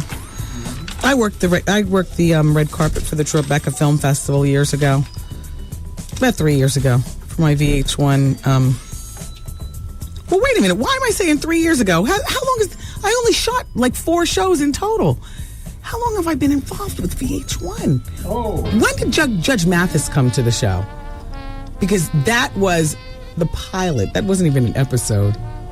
Wow. All this time we've been involved VH1 and that's okay. We're about to ramp up. Let's ramp up and start that new season. Let's talk to Denise. She's on line number 6. She's been waiting. Denise, line number 7? Karamia? Yes. Hi, it's Wendy. How are you? I'm good. How you doing? Good. Nice to have you here. Oh, thank you very much. I'm nervous. Yeah, well, so what's going on in your life, Karamia? Okay. This is about 2 months ago. My best friend told my fiance that I was cheating on him. And I've been cheating on him for a year. We've been together for 2 years and a half.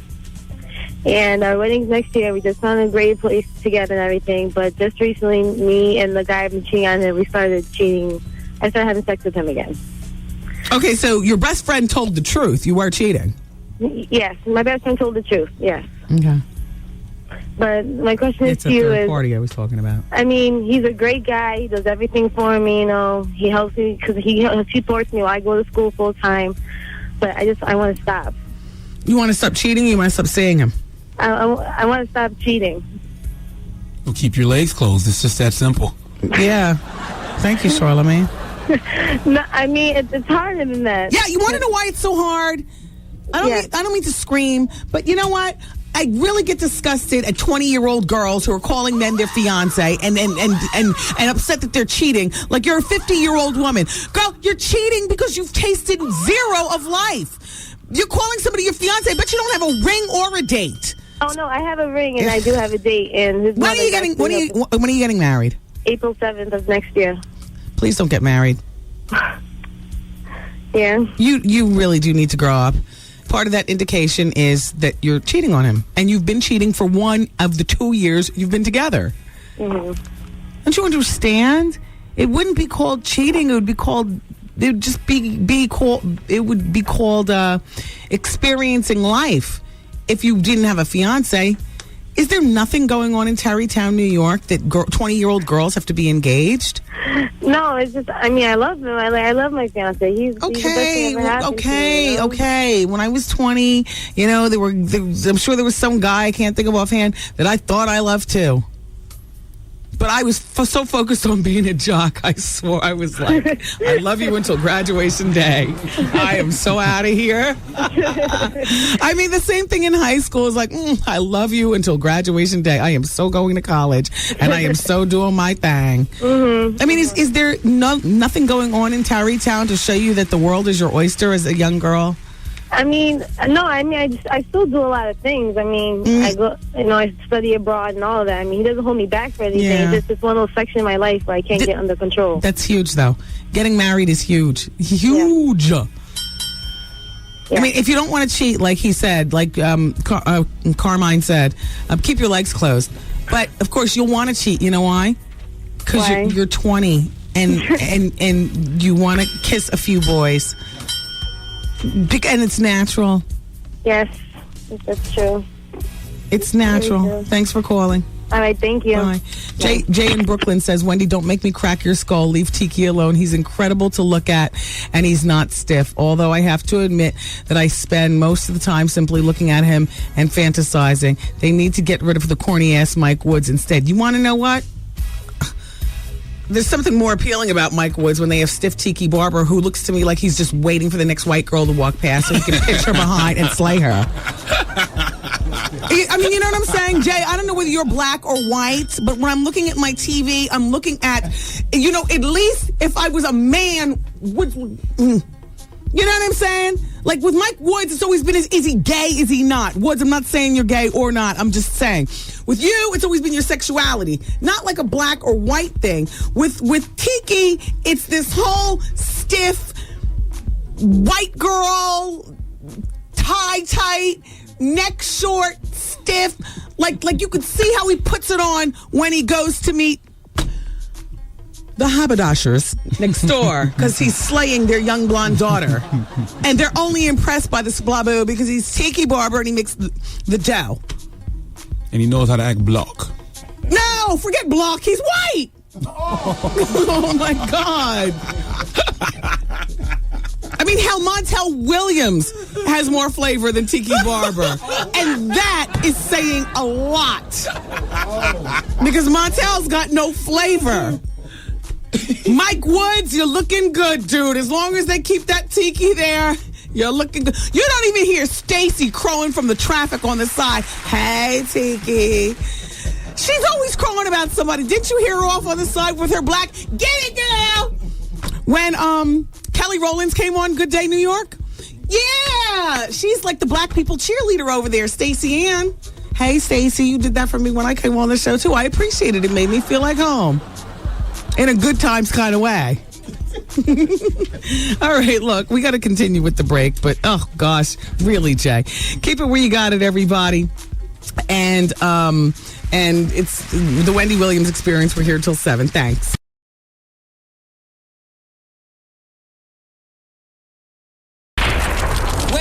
Wendy's got the heat. Wendy's got the heat. The heat. I got to keep it rolling.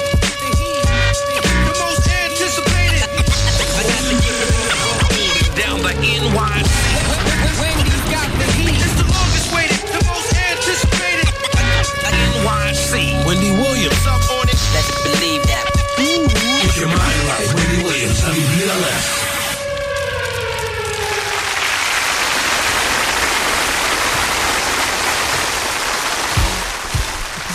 Oh, yeah. I was supposed to be in Atlantic City tomorrow. Which I'll still be in Atlantic City, just not for this party that I was supposed to host at TSOP. So shout out to everybody in Philly and Delaware and South Jersey and whatnot. Hear tell, that's not the best night for you guys anyway. Or is it? I don't know.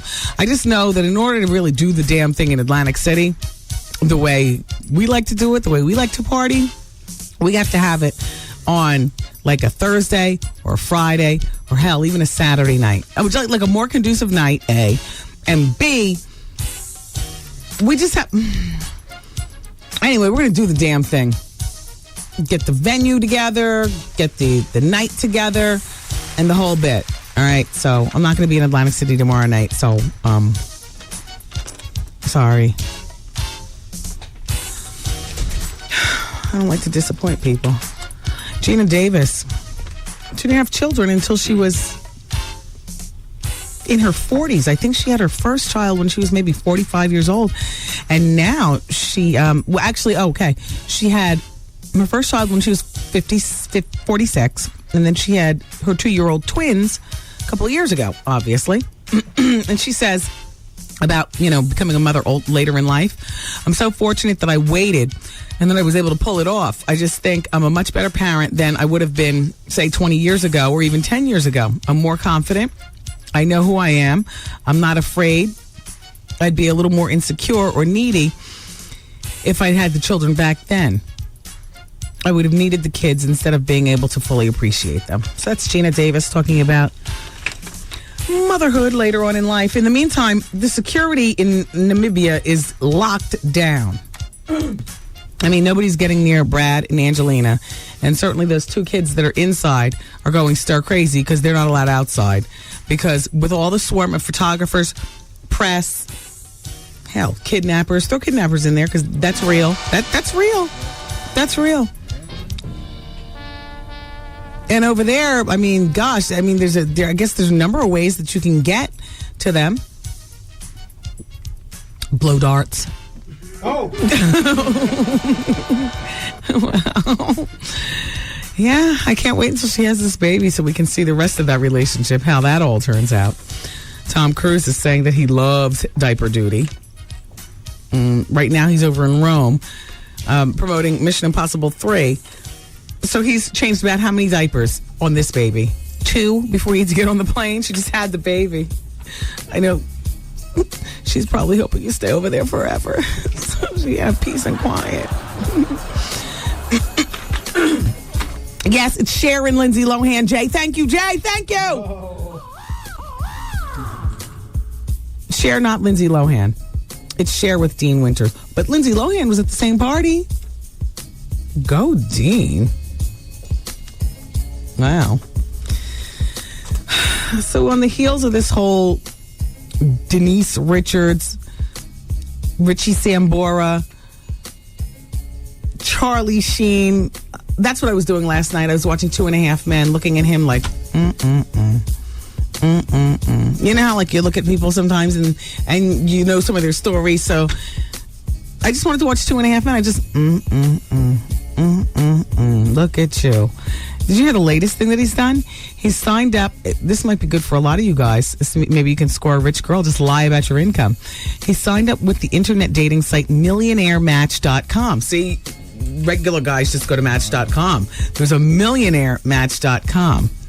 And he met some women on the site. One particular, he says, or they say, that they really dug each other and they're going out on a date this week. They exchanged emails and he's been calling her and she's excited and she says that they have a lot in common. Would that be gay porn? Prostitutes? Massive infidelity? Then you're perfect for each other. I watch him on that show, 2.5 Men. He reminds me so much of Dick York from Bewitched. Remember the original, Darren? Yeah. Was Dick York the original or the second one? No, I think he was the original. Wow. Is he the one who died of AIDS? Yeah, Dick York. Lindsay Lohan's out of control. Who's on the phone? A lot of people. All right, well, let's start picking up. I can't see anything on my computer. Hello? Hello? Yeah. Hi, it's Wendy. Hi, Gwen. It's Yvonne again from Brooklyn. Hi, Yvonne. Hi. My son was telling me that you just read my facts, but I was getting into the car, so I didn't hear you. About the killer? Oh. Yes, I did. Yes, about the killer. Yes, Yvonne. The killer that you invited. I know. You invited the killer. Wendy, remember he would say, Wendy, I love you. And I make delivery to the 37th floor every Wednesday. Yeah, and I said, stop by and say hi. And he's bringing gifts. And he's going to bring a gift that Charlemagne is going to take to the back and open up. That's right. So be careful with the killer that you invited to kill you. And Wendy. Yes? I totally co-sign about Tiki Barber. Yeah, Yvonne, I hate to say it, but tell it. Wendy, you know what he reminds me of? You know those helium tanks that you put balloons in and you pump up the balloon? Exactly. He looks like if you stick a pin in him, he'll go pop. Exactly. Please go back to that football field, Tiki. Yes. Leave the news desk for somebody who's a news person. Yeah. But I love you, Wendy. I'm glad to talk to you again. Thank you, Yvonne. And watch out. I'll be listening tomorrow to make sure the killer didn't get you. Thank you, Yvonne. Bye-bye. Take care. Okay. So, these very nice pictures of Beyonce and Jay-Z. Apparently, right after she finished doing Dreamgirls, they whisked each other off to South Beach, where, she's got a big splashy condo and everything. And, they stayed at the hotel. They're more in love than ever. They couldn't keep their eyes off each other. The club at one point played Crazy in Love, the Bonnie and Clyde 3000 theme. And she snuggled on his lap and gave him a kiss. People were like, oh my God, you could tell they're so totally in love. And he was over her several times sitting around the pool calling her B. You ready, B? Like that. In the meantime, Lindsay Lohan is still out of control. She hasn't kicked the habit. She's hosted SNL 3 times. They've told her, Tina Fey, the head writer, and Lauren Michael, the creator, told her, if you want to come back a 4th time, then you really have to straighten up your act. But Lindsay is tough on that party set, if you know what I'm saying. And I think you do. Yeah, she's tough. And she does not listen. She's very belligerent. She's not listening. And the stories are out about her.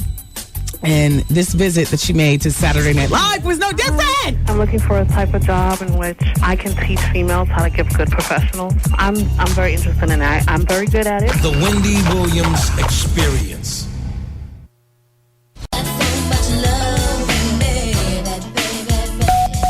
Broadcasting live, it's the queen of radio, Wendy Williams.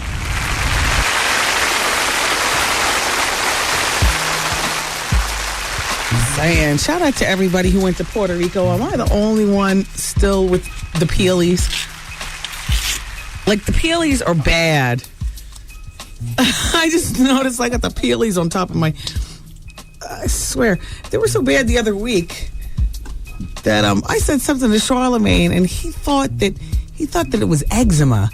Like when you get a tan and then your skin peels terribly, peels and flakes and dries. I was like, wow. No, I need to be thankful then that my eczema is not all run up and down my arm. Anyway, shout out to the Puerto Rican faction. Everybody who was on the trip. I still got my soul glow and the peelies.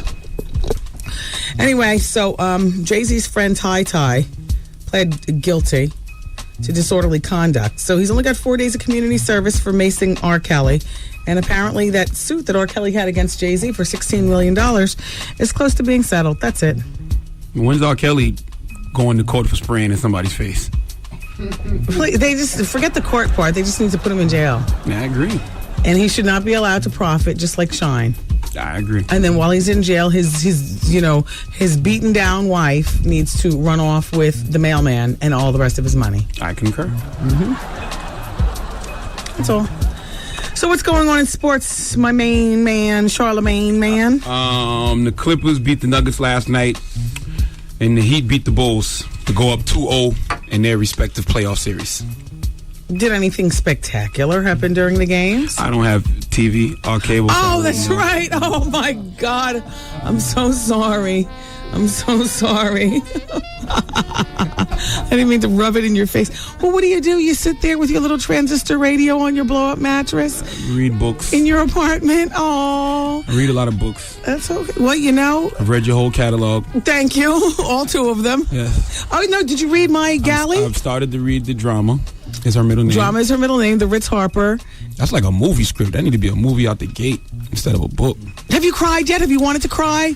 Like, what do you... All right, you haven't gotten to the cryy part, I guess. I don't know. All right, a galley is just a little sample of a book that gets sent out, like, to the critics and stuff like that. So, as the author, they sent a couple of galleys to my house, and I know the boy does not have TV, radio, food. I mean, but he's good. Because I damn sure wish when I was 25 and in New York, I could have, brushed up against Frankie Crocker the way you're brushing up against me right now. This is a great, just when Goose, you heard me the other day, Charlemagne, do you need toilet paper? Or do you need, and I'm like, wait a minute. He's getting the good end of this. Yeah. So I gave you my galley to read. Now the book comes out on June 20th. Have you really started yet? Mm-hmm. Read the first chapter. What do you think? I think this should be a movie. That's real talk, not brown nosing. Real talk. Should be a movie. If you didn't say that, I'd send you back to South Carolina. Is that what you think? That's real talk. No, but I do want you to read it. Now, Set the mood. What do you got? A glass of water on? Do you have a night table? Do you have anything going on? I read a lot when I'm on the toilet. And luckily, I do have a lot of bowel movements, so I usually read on the toilet. Just sit there. In between the water and the sushi, the stuff that you eat all day with me. Well, Charlemagne is here, everybody. Clap it up for him. Yes, certainly. South Khaki's finest. Trying to steal him and make him our own right here on the show in New York. Music Soul Child got the stone face look from Michael Jordan when he messed up the Star Spangled Banner. Oh, man. I mean, not only did people boo and just boo terribly, but Michael Jordan, I mean, that could have been the one face that you look to in the Soul Man solidarity. No, Michael Jordan gave him a stone face. Dear Wendy, I was dying to call you yesterday to weigh in about the People Magazine article with Richie Sambora and Denise Richards. My first instinct was to think that they were both being there to cry on each other's shoulders. But after seeing the pictures, Wendy, of the two of them canoodling on the balcony, I quickly changed my tune. I, Wendy, like you, think of Heather Locklear as a friend in my head. And I am shocked that her friend would do something like this to her. Denise Richards definitely ruined all of her credibility with the public by being seen with him. Had she continued to play lovey-dovey mother and abused wife, she would have won the public's heart and maybe even some decent work. Yeah. Denise, her name is Denise. Denise, I totally agree with you. And furthermore, doesn't it make you feel, because like you and me are friends in our heads with Heather Locklear, like if it could happen to her, then we better watch our friends or people that we let in and stuff. Like, wow. Back in the streets, though, I heard Pimp C, according to allhiphop.com, didn't have insurance on his brand new Bentley. He's a rapper. Oh, come on. He's a rapper. Come on. Does everything Scarface and the child support and not having $135,000 to bail himself out? Shout out to Scarface. Is he still on lockdown? They say Pimp C, according to All Hip Hop, didn't have insurance on the brand new Bentley, so he may be paying quite a bit of money to fix the Bentley. After spending money on Bentleys and jewelries and new clothes, who's got money for insurance? You gotta be kidding me. They also report that Tigger and Jalissa might have to step aside on 106 in Park. So that audition went pretty well, didn't it, that you had over there? Best news I heard all day. Wrong button on Goose. That was nervous laughter. He's trying to throw us off. Wrong button again, Goose. No, I was just playing, everybody. He did not audition for 106 in Park. I'm too young. They like old people on that show. You need an old host. No, but you know what? That's because they can't find anybody young. You'd actually be perfect for that show. I think so, too. Question Mark Entertainment. Well, the problem is that show runs the same time as this show. If you play it the way everybody else does from 2 p.m. to 6 p.m. here in New York, then you'd have to choose 106 in Park. What's it possible at 6 o'clock? We get off at 7 o'clock. I mean, we have the bonus hour, so you're thinking kakalaka. They're live every day? Yes. Oh, I don't watch it. Well, you can't. Yeah, you have no TV. You are correct.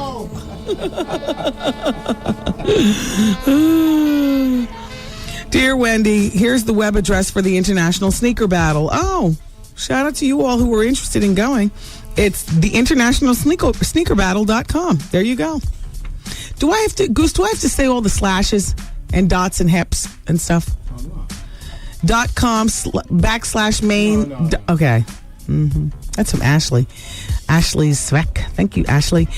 Kevin Dillon from Entourage got married. My new favorite show on Sunday nights next to The Sopranos. And I love that I can just get the TV there, 8 o'clock, get my snack, my drink, make sure that kid is good and tired and in bed by 8 o'clock. And I am good. I'm Entourage into Sopranos. Right over to Tori Spelling. So this guy got married. He got married in Las Vegas. Where else? An Elvis impersonator performed. He's 40, and he was dressed in jeans and a leather jacket. She's 27 and pregnant. So they were rushing to the altar, and good for him. Entourage, I can't believe it took so long for me to get turned on to that show. Why didn't you guys tell me that show was so damn good. John is on the telephone. Line number 3. John is stuck in a marriage. He loves his wife, but he's not in love. He ended up falling in love with someone in a similar situation. John? Hello? Hi, John. It's Wendy. Oh, Wendy, how are you? John, just for today, better than you. Well, let me tell you, this is something insane. I never thought I'd actually be doing this. God. But if you could actually assist me with this, it would be amazing. Well, John, how long have you been married? You're 35, I say. Yes. 30, actually, I kind of fibbed it. 36. Oh, well, it's okay. We all have a showbiz age. Mine is 35. Okay. John, what? Married with the woman, actually about 7 years. Okay. Know her for about 17. Wow. And so, but you realize, John, and I'm sure some of your married buddies have even told you this, like, love changes, like that sick love that you have when you first meet somebody only comes maybe one Saturday a month after midnight and too much champagne. Well, this is the problem, Wendy. I actually do understand that. Yeah. My question, well, not even a question. My issue is with the one that I met. Okay. She's a little bit older than I am. Married a little longer than I am. Unbelievable woman. In fact, she kind of opened me up again. To be honest, I was very cold. I don't want to use the word. Let me actually take that back. I wasn't very cold, but the luster was gone. And I met this, I want to call her an angel, because that's exactly what she was. And she opened me up to finding the romanticism that I had been missing. Yeah. And basically, for a good period in time, I've been romantic with her, opening doors, giving flowers, basically on the bed whenever situations occurred. Basically, it was amazing. Let's put it that way. It was amazing. It was a rekindled love that I thought I never had. It was a rekindled romanticism that I never thought I had. Feeling and butterflies and all that other kind of good stuff. Well, can I ask you, is there any attraction physically for your wife at this time? I want to say yes, but I'm almost ashamed to say no. I'm almost ashamed. Yep. But, that's the crazy thing. Like I was telling the young lady previous, I love her. But it's almost like not being in love anymore, those butterflies. Yeah, you love her like a housemate. You don't love her like a romantic creature. But and that's what's killing me. Okay. How many children do you all have? We have one. I want to use the word young. Okay. Is it just, is it that your wife spends so much time in the mother role that you can no longer see her as a sexual being? Has she gained an inordinate amount of weight? No, absolutely not. In fact, she's unbelievable. It's you know what it is? It's the other woman that's got me going absolutely. I don't want to use the word insane, but I have so much feeling for the other one that I'm losing it for the one that I'm currently with. And to be honest, I believe the same thing happened to her in her relationship, because she's also attached. She's been attached longer than I have. And how long and she's been married longer? How many kids does she have? I believe it's about 5. Yeah, see, you know what? This is going to be an extremely sticky situation. I mean, I believe that they make divorce for a reason, and if you feel like you're at the end of your wits with your wife, and you should know, whether you want to stay or not after 7 years of marriage. It doesn't sound like you want to stay, but it sounds to me, John, like the reason that you want to leave is because of this other woman, and not because you're ready to go out on your own and just explore life and love all over again. You want to leave your wife because of this other woman. Now, what if she doesn't want to leave? Do I leave still? I mean, it's crazy. No. You can't base you leaving your marriage because of another person. People will always disappoint you. The only creatures that don't disappoint are animals. Animals, they don't disappoint. People, invariably, there will be a disappointment. Like you and this woman, one of you will cheat on each other. Once you let's just say you get married. Once you get married, the way you got her is the way she's going to leave you. You know, you're never going to trust her. She's going to have these 5 rugrats underneath your feet when you're used to all of her attention because she's jumping off with you at the hotel. Wait a minute, Goose. Wait a minute. You're used to all of her attention. When you guys are together, it's all about, oh, John, baby, baby, baby. There's no kids around. Do you understand? A woman with 5 kids has got no time for you when she gets back home. What about the fact that maybe the kids are out of the house? And now, like, basically it's just her and the hubby. Oh, well, that's a different case. But just remember, how you got her is how you're going to be fearful of losing her. I mean, and she, the same with you. John, let's take the other woman out of the picture. Right. And then we're going to get ready to get off the phone. Would you consider divorcing your wife? If I've never met her? Yes. Probably not. Okay, so it's time to get some marriage counseling, John, for the relationship that you're in. And I'm sorry that might not be the answer you want to hear, but I got to tell you something. You and this other woman are going to have more difficulties in your relationships distrusting each other. Every time she wants to leave the house to go to Home Depot and then stop at the food town, it's 11 o'clock at night. Where the hell you been? What about if this was the only time that either of us did this to our spouses?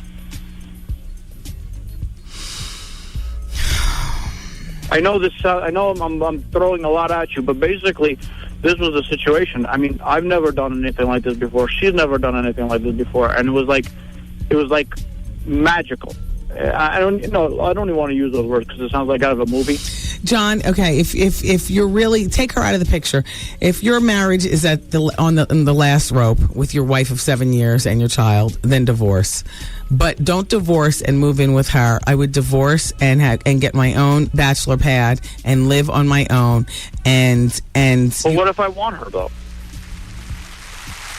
And she wants me. Well, you're 35. You're old enough to know what you want out of life. But I will just end with this: be cautious. Be careful, save your money, and sleep with one eye open. Thanks, John. Right? Yeah. Shit, I wouldn't trust her. I wouldn't trust him either. I mean, hell. Keep jumping off. I didn't want to say that, but now he's off the phone. Just keep jumping off. It's easier. Wendy, man. Secret society, what is that? What is a secret society, world? Rappers, they know how to go. They got to be sworn to secrecy by homosexuality. The Wendy Williams Experience.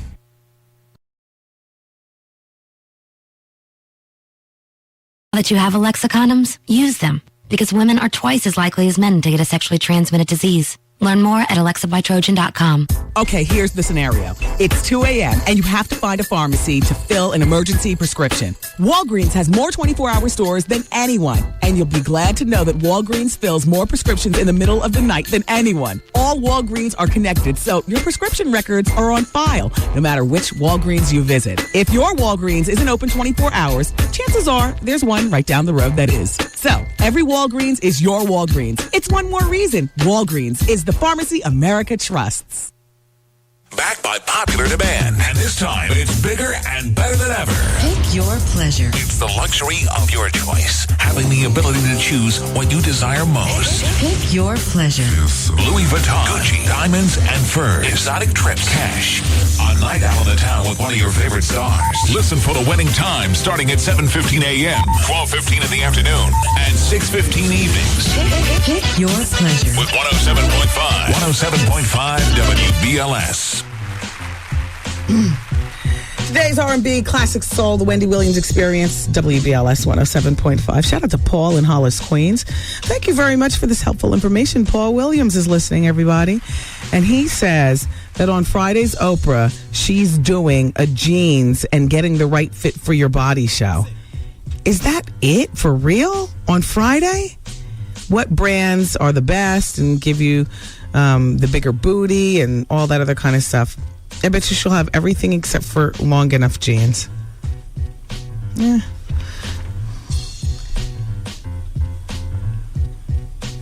Oh, you know what, Charlamagne? I've got on one of my tricked out. I was trying to feel the bottom of my pants to see if this was a tricked out suit today. I'm wearing a pantsuit, the big old dyke that I am. I'm wearing a pantsuit today, and with a feminine swing to it. We have our Jolie Magazine cocktail sip, whatever. And I decided to, leave the Hello Kitty T-shirt and Uggs home. But you know what, Charlamagne, this is actually, I had them put a lot of material on. You notice there was a lot of material falling over my shoes. Mm-hmm. This is actually 2 pair of pants. The pants were young. They came about to here. They came like maybe 8 inches above my ankle. So what I do, I have to have 2 pair of the same pants if I want them to be long enough. So then my tailor across the street, she added it on. See, now the pants are actually long enough. You add extensions to everything. Your hair, your eyelashes, your pants. No, the eyelash extension I'll never be revisiting. Those lasted, no lie, for about 3 days. They started coming off. There were always eyelashes on my upper lip or whatever. I mean, they were a big ripoff. I would stab somebody if I paid $200 to $600 for some damn eyelash extensions. When out of everything that I do extend, the one thing that's absolutely real is everything having to do with my face, including my eyelashes. I enhance them with Maybelline, but I don't need the eyelash extensions. No, they're a waste of money unless you're going to get them for $45 like Pam does. I have this girlfriend named Pam, and she gets eyelashes from this black lady who lives in a nice apartment, and she actually does them in her apartment. $45. Pam's eyelashes look like mink coat from Demetrio Furs. No lie. Beautiful. Wow. Yeah. Wow. By the way, Pick Your Pleasure contest is next hour. Am I correct, Goosamundo? Okay. And this hour of the Wendy Williams Experience is being brought to you by the Universal Circus. WBLS, proud sponsors of the GED Connection. Get the help that you need by watching the GED Connection on Channel 13. It airs every Tuesday and Thursday at 6 a.m. with a repeat at 12:30 p.m. And that's a reminder from your radio station celebrating 35 years of serving our community, 107.5 WBLS. Anybody on hold on the phone? I just want to clear the phones because, of course, we've got the full bonus hour coming up. Hi, it's Wendy. How are you? Hey, Wendy. How you doing? I'm doing fine. What's up, Chameleon? Charlamagne. Chameleon, the new one. What's up, man? Woo! What's up, man? Welcome to New York, man. No do that. Yeah, all right, cool. Yo, Wendy. Yes. You know what I can't stand? What? I'm going to have a Tourette's moment in a minute, so you have to excuse me. Oh, me too. I forgot my Tourette's moment phone call about DMX. Well, I have a blind item / Tourette's. Okay. This person claims to be so masculine and this, that, and the other. Okay. They was talking about, said that Mary J. Blige's husband had sexy eyes. Do you hear me? They said he had sexy eyes. So they was talking about the, what was it, the swimsuit? What do you call it? Victoria's Secret swimsuit models? They had the sexiest. Yes. The sexiest today? Yes. And they said they couldn't comment because they ain't no punk. Only punks will comment. But yet you could comment on Mary J. Blige's husband's eyes. But, you know, they were suspect anyway. I just be sitting back listening to the cut. But, you know what I'm saying? Okay, now let me... But, you know... Just leave that alone. Oh, what the hell? That was a Tourette's moment. Yes. You can act so masculine to you. Yeah, I have to get off the phone. Goodbye. Hang up on him. By the way, Goose has Mary J. Blige husband's looks. I mean, he's a little thinner than you, Goose. Not that Goose is a big fatso. Have you ever seen Kendo? People have told you that? Have you ever been mistaken for Kendo? Not by Mary. No, well, not by Mary. About Kendu's old wife. You ever seen you and be like, no. Come on. Where my child support? Come on. Why'd you leave me? Come on. What about the keys? Line number 6, it's Mary, who wants to talk about Mary J. Blige's new video. We just saw that in the office. Wasn't that on in the pink room? Mm-hmm. Yeah, we've seen that before. Hi, Mare. Mary? Yes. Hi, it's Wendy. How are you? Hi, Wendy. I'm fine. Wendy, I want to talk about Mary J's video, the new one, No More Crying. Yes. And people are like, it's rumored that video is about KC. No, they changed the whole schematics of it. It just didn't work out. DMX was supposed to play the KC role, blah, blah, 50 blah. Cent. 50 Cent was supposed to play the Damn, DMX, we got a good phone call on your ass. We'll play it tomorrow, though. Somewhere in the mix, like it will Tourette's it. Just, the phone, ow. Where'd that call come from? Yeah, I like that. Okay, well, anyways, it's about, even if it is about Casey, like, she's, like, really questionable in this video. She's going back to the old crotch dance, and it's not nuts if that's still about Casey. I mean, like, really.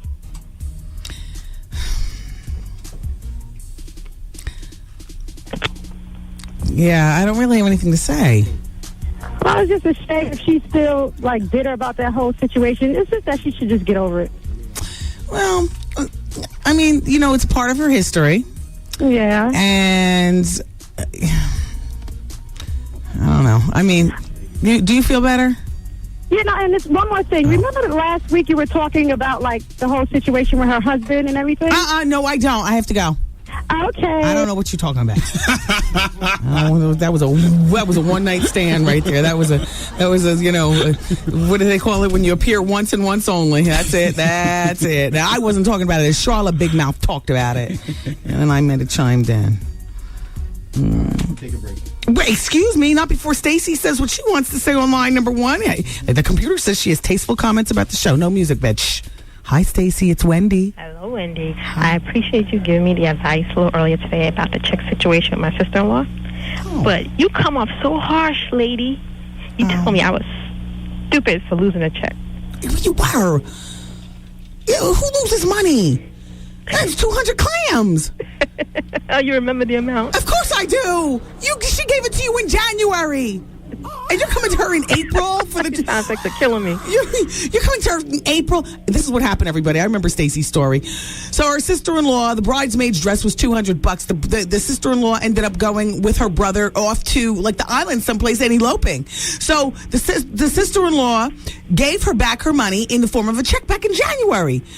Dopey Stacy lost the check and calling me and asking me, should she go to the sister-in-law and ask for the check? I said, no. Get it from your brother. But I don't know, maybe it's just me, but it seems like with your Caucasian listeners, you're so gentle with them. The black ones, you lace it into them, the rest of us. Maybe it has something to do with the neck rock. Because when I hear the black accent, and I know I'm talking to, a like-minded person. You can get Negroidian on you? Yeah, no. It's not even that. It's that as soon as I start talking to you and my neck starts rocking, all of a sudden a little more soul comes into my situation, and next thing you know, you know what I mean? Uh-huh. Whereas maybe I haven't listened to you for a month because I need a break from Wendy. Excuse me? I miss her. And you went off to Puerto Rico, and I went, and I couldn't go with you. I came back the day before you came out there. Oh. Well, I'm glad you're back. Thanks. I see you're still listening with your radio turned up. You're still talking. Yeah, I was tempted. Yeah. But I love you still. And I met you a couple of times with book signings. Oh, I'm glad. I'll wait for your next book to come out. Oh, thank you. June 20th. Yeah. Just check for those typos. Well, you can never catch up with the typos. You know what I mean? You ever heard from, what's his name? Who? To work over there with the silver patch in his head. Puffy doesn't work here. I mean, Puffy, no. He doesn't want to do his interview. Who's she talking about? Art? Oh. No, I never hear from Art. It is what it is. And we're going to continue with our break. The bonus hour's coming up of the Wendy Williams Experience, 107.5 WBLS.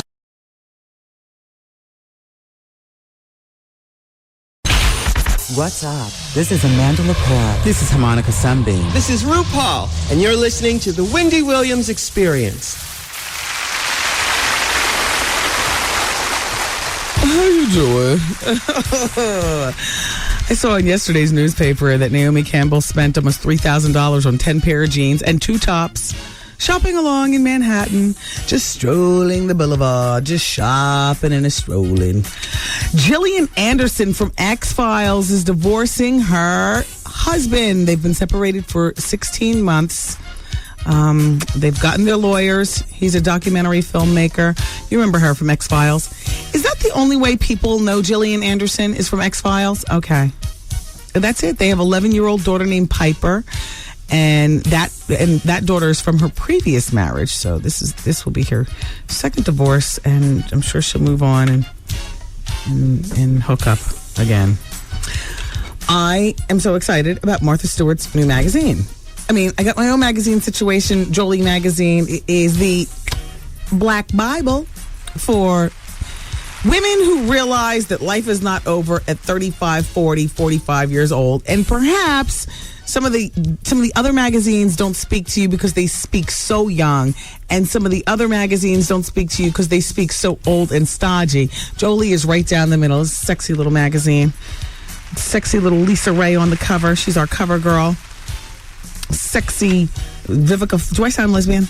Do I sound okay? You sound that's why I love being a woman. We could call each other sexy, right? Sexy Vivica Fox interviews all the cover girls, and in this month's it's bi-monthly, so this is the June-July issue. Look, they've let Lisa Ray's face breathe so that freckles are showing, just beautiful and natural, and her ring is amazing. Body beautiful. Make the most of your shape. There's one article. What sexy is. We define what sexy is now. And then they've got this crazy advice columnist, Wendy Williams. You ever heard of her? Ugh, her and that damn advice. What I like about her column is that she changes her picture every month. So this month's picture is Wendy turned to the side, pushing her boobs out. She's got big Steve Lindsay hair. And she's giving advice. It's really not bad advice. You need to check out the Ask Wendy column. She's got her champagne. Oh, forever pitching something. Anyway, shout out to everybody at Jolie Magazine. We got a little party going on tonight. But what I was going to say about the Martha Stewart magazine, this is a pretty good one. Because I think I fit into this category. Martha Stewart's new magazine is going to hit newsstands next month. And they wanted to appeal to busy women who have money to spend and just don't have the time to pay attention to cookbooks and stuff like we work our jobs, you know what I mean? I see you all go to Trader Joe's and you slap it in your own pans and you try to play it off like you cooked it. I know I'm not the only one who does that, right? Martha Stewart's magazine is called Blueprint. Design Your Own Life. It is for a younger audience than what she's used to. Believe it or not, it's for admirers of homemakers. That would be me. 40 years old and older. Blueprint promises to help us out with the badly needed tips on decorating. See, I don't need all that kind of stuff. I got a great imagination and stuff like that.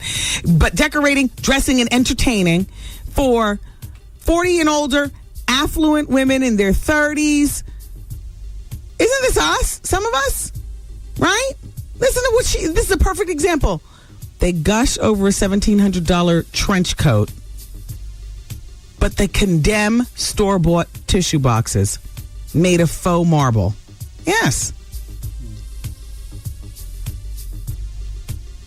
This is great. May 1st, $3.50.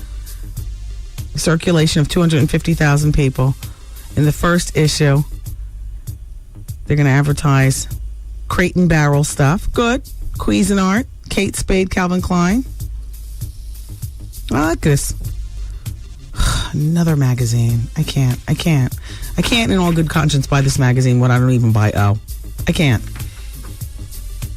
I have to read this one in the doctor's office. So where are we? Should we say goodbye to some of our friends? Mm-hmm. All right. By the way, the Maori actor on Broadway, Will says, is Taye Diggs, and his wife might have gotten the in vitro. Or the fertility help. Do you want to hear a blind item? Do you want to guess? Hi, who's on the phone? Hi, Wendy. How are you? I'm fine. How you doing? I'm doing okay. Actually, I wanted to talk about that guy that had called in, the one that's cheating on his wife and blah, blah, blah. Okay. I don't understand. All that energy that he's putting into this new woman, why can't he put it into his wife? The opening the doors and the flowers. Yeah. Maybe if he did that, then his marriage would be renewed and he would see new love in his wife. Yeah, but sometimes people just aren't in love. The part that pains me about it is that the only reason why he's considering leaving his wife is because of this jump off, and not because he would be wanting a divorce anyway because the wife is no good. Listen, this is the end of the show, though. I don't want to get all in his story. Thanks for calling. Thank you. This blind item, this non-white female superstar is beginning to regret that she had an abortion several years ago with a famous ex-boyfriend. But she's grateful that the tabloids never found out about the abortion. She's beginning to wonder if she made the right decision, especially when she sees kids playing who are See, I'm thinking Jennifer Lopez. That's what I was thinking. Yeah, hold on. Especially when she sees kids who are the same age that her baby would have been. She's beginning to stop and stare at kids, and she becomes teary-eyed in the process and becoming temperamental and difficult to those around her. People are beginning to wonder what's wrong with her. J-Lo, is this you? Did you and Puffy get into something that only the clinic could handle?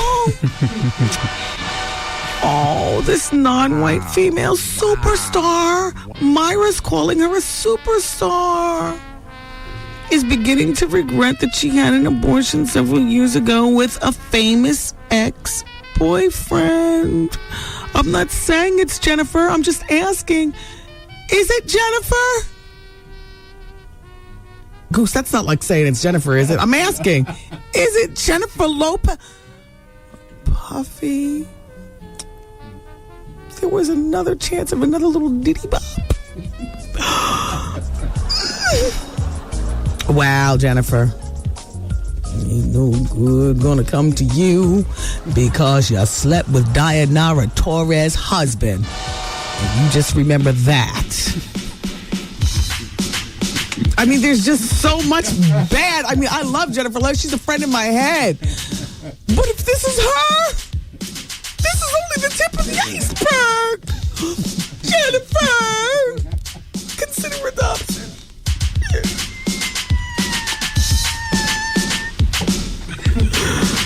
I have to go. Dry my eyes. You guys, I love you for listening today.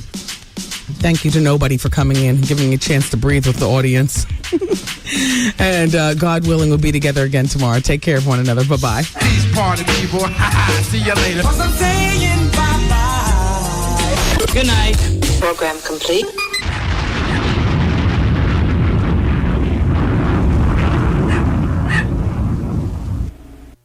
She's grateful the tabloids never found out. True. Never heard that about Jennifer Lopez.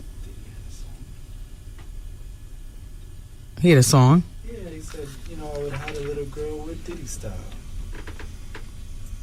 Damn. Shut up. He was talking about I need a girl. He said we could have had. That was right after the breakup. Yeah, and he said we could have. Hey, Taryn, where's I Need a Girl by Puffy? We want to analyze. Of course, BLS is throwing away our entire rap catalog.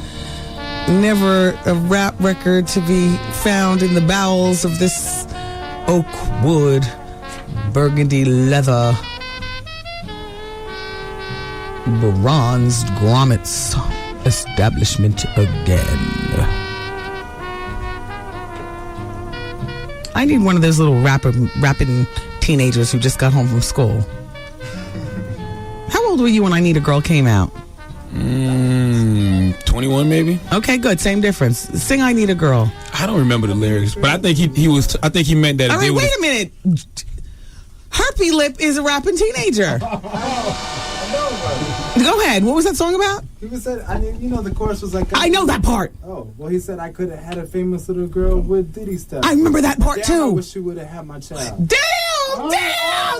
Jennifer! He did say that. Oh! Case closed, people. No!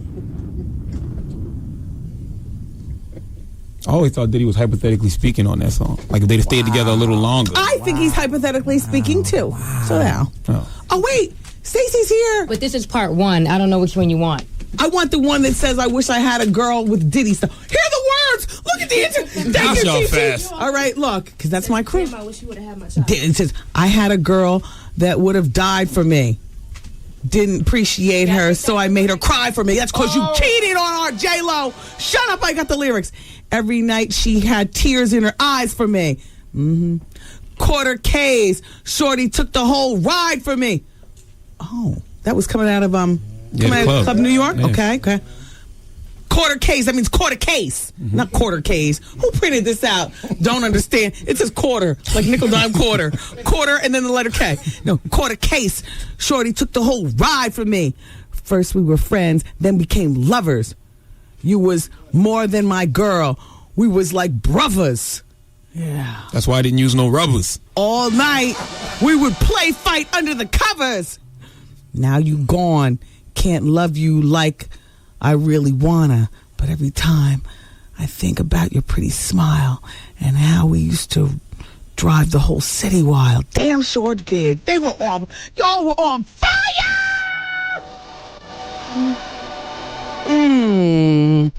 Damn, I wish you would have had my child. Pretty little girl with Diddy style. Ooh.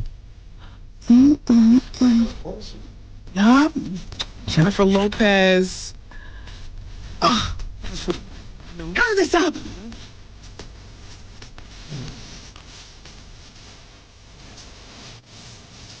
Bam. Fast forward this.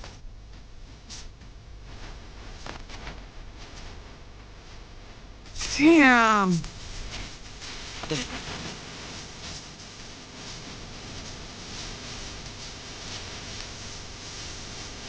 Keep this going.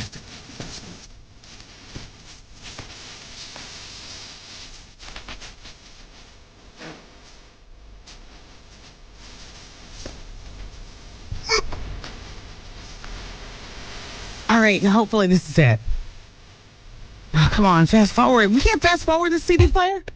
Oh, wow, look at us in the millennium. Wow. Wow. Wrong button, Goose. Don't try to play it off. That wasn't the jail. That should be claps. And there's Vinny calling up telling us to cut it off. He doesn't understand we're doing an investigation. Vinny, no! We're doing an investigation! Please! Now he's going to come in here. Is this the version? It's the next verse. All right, can you stop it? And then we play the next verse after the commercials. Damn. He's calling and ringing on the phone. We're trying to investigate whether Jennifer Lopez had an abortion with Puffy's little girl with the Diddy smile. We'll be back.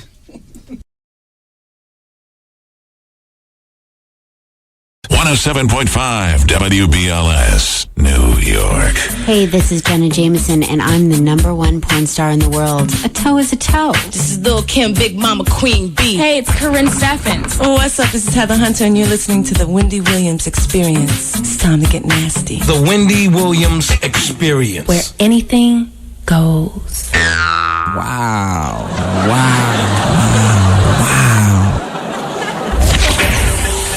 Since you've been listening this far, we're going to throw in a little bonus hour. You ready? How long is this bonus hour going to last? I'm getting addicted. No, let me tell you. I love this extra hour. Everything is organic here on the bonus hour. Yeah, baby. Hey, yo, check this out. It's Wendy, man. Here it is. It's the bonus hour on the Wendy Williams Experience. 107.5 WBLS, New York. Okay, let's continue with our experiment. Welcome to the bonus hour. Hit it, Goose. All right, come on. We'll get right to this verse.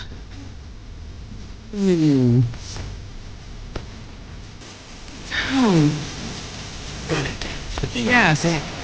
Uh-oh, the remix. It's a remix.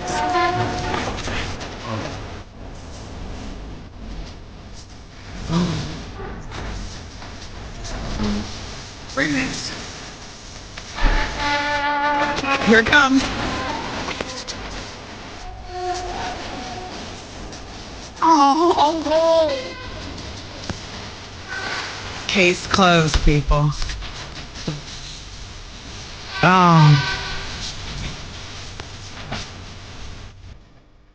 Oh, take that.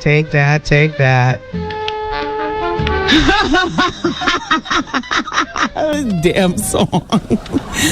Damn song. If Puffy wrote his own rhymes, that would really be a confession.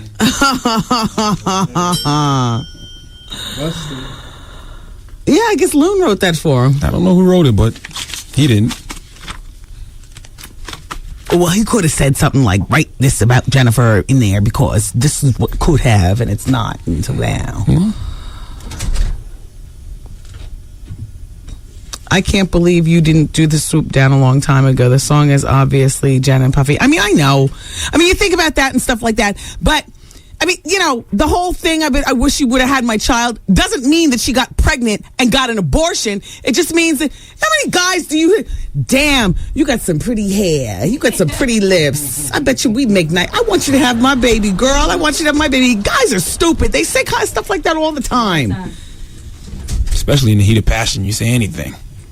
I've told many a... Charlemagne's here. Clearly. Exactly. Anyway, so yeah, let me subject. Pretty girl with Diddy smile. Shout out to the Cornhusker in New Jersey. Yes, it is obvious. And it's also obvious that the song is about Jennifer, but it's not obvious that Jennifer was pregnant and got an abortion. P.S. It still isn't obvious. We're just talking amongst ourselves. Everything is alleged. Nobody said that Jennifer Lopez got an abortion. But Myra Panache is blind item! But the blind item! And the pretty girl with the Diddy smile! Mama! And you know how badly Jennifer wants a baby! And I was just telling you from the Star, the Inquirer, the Globe, I read them all, last week, that Jen gets teary and now she's eating spinach and she's dying to have a baby. Oh, my Jennifer. I know you want to have that big splabooze baby. You just, all the philandering and the men and the women and Kim Porter. I mean, just,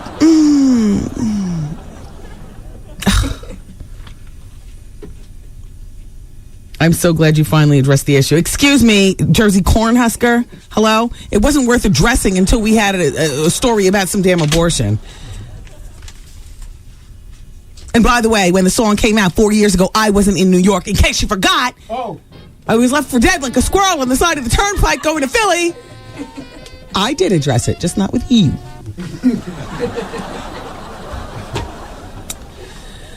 Goose, line number 7 is Sharon, and she wants to talk about you. Get ready for the button. Sharon? Yes? Hi, it's Wendy. Yeah, you got to turn your radio all the way down, Sharon. Ladies, I'm so sorry I didn't give you the telephone number for Dr. Linda Lee and the Women's Master Formula, a.k.a. the Flack Juice that gets you through your menopause with flying colors like Roberta Flack. I've got the telephone number, 2 of them for you. Go ahead, Sharon. What about Goose? Hi, Wendy. Yes. I just want to say to you that you said that Goose was messing up all day today, right? Yeah. And yesterday and the day buttons? before. Yeah, no. He just, his fingers have gained weight or something.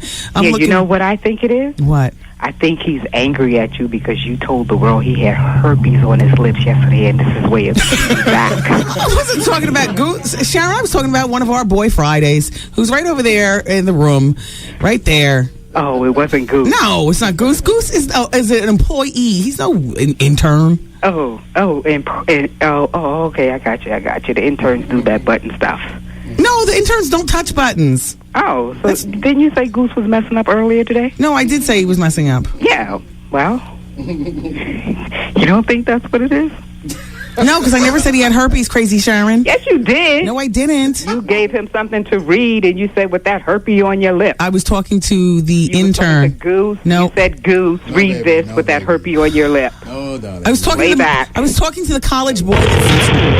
Oh, wow. What was that? What was that? I was talking to that boy right there who has herpes on his lip. It's now gone. He's complaining now. Is he complaining? Yeah, he complained when you left the room. Yeah. I didn't want to tell, but he did. What's he complaining about? Why did you keep saying I got herpes on my lip? What else do you call a big sore in the middle of your lip? A cold sore is herpes. Oh, you can't get no action now. You're messing up his game. It's gone. I've never said your name. I just call you a boy Friday. If you stop doing so much talking, then your identity will remain down low. If you keep talking, all I call you is Boy Friday. I don't address you by your name. She told you to stay down low. I mean, I know. And you're already suspect. That's not a good look. By college graduation. We get the Brokeback interns. They don't even know it yet. Oh, man. Now you guys are making me not even want to look at the boy. That's why we don't call their names, though, because that way we can, rib about you guys, and you could still hold your dignity when you go back to campus. Jamie Foxx got the champagne splashed in his face. You guys, you heard about that?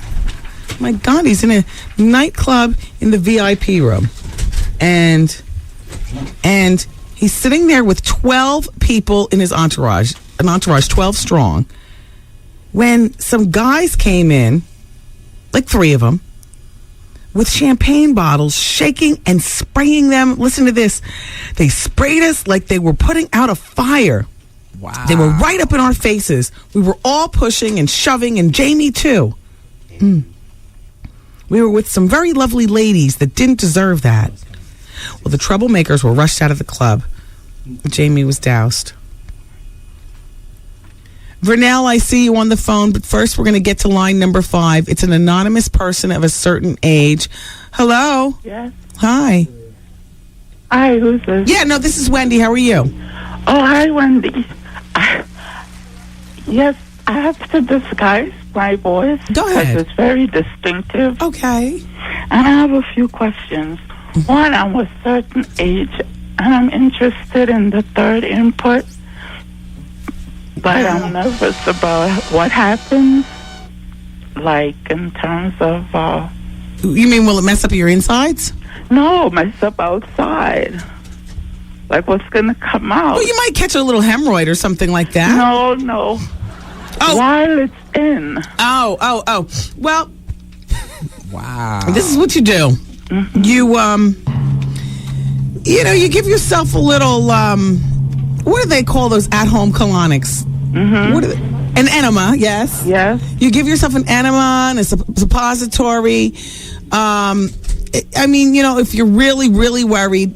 Have you ever had a colonic before? No, I haven't. Give yourself an enema and a suppository. You can buy them right there at the Duane Reade. And I have another question. I'm curious about how you do it with a woman, Yes. I don't know where to meet someone like that. To explore. Well, what happened? You just hit retirement and lost your mind. What happened? I'm quite straight-laced, and I was married, and I've been out there, and I had this really young guy. Yes. And it caused a huge scandal in my neighborhood. Wow. Because I'm in my 40s. He was in his 20s. Oh. And then he started to stalk me. Oh. And the police lost their mind. God. Oh, my God. You're a pervert and a pedophile. No. He was in his 20s, late 20s. Ignore him. He'll excite you. You'll lose your disguise I voice. love Charlemagne, but he needs to check himself. Wow. I happen to love him very much, and he's just the right age. Oh, 25. So listen. Yes. So then I have 2 more questions. Okay. One is this young guy laid me out. Like, oh, my God. Oh, wow. Like, I didn't even recognize this was sex. Yes. And I've been around a minute. And this time, we were all in the middle. That's impossible. I've tried that. Warm, it did feel good, I bet you, didn't it? It was great. So warm and comforting and sleepy and sexy. Oh, my God. I don't believe that. That's impossible. I've tried that. You cannot do that inside a female. Shut up! No, he did it on purpose. It's part of his repertoire. Yes! I love it! Try it. You might like it. But, make sure you have enough comforters and stuff. Oh, yeah. For afterwards.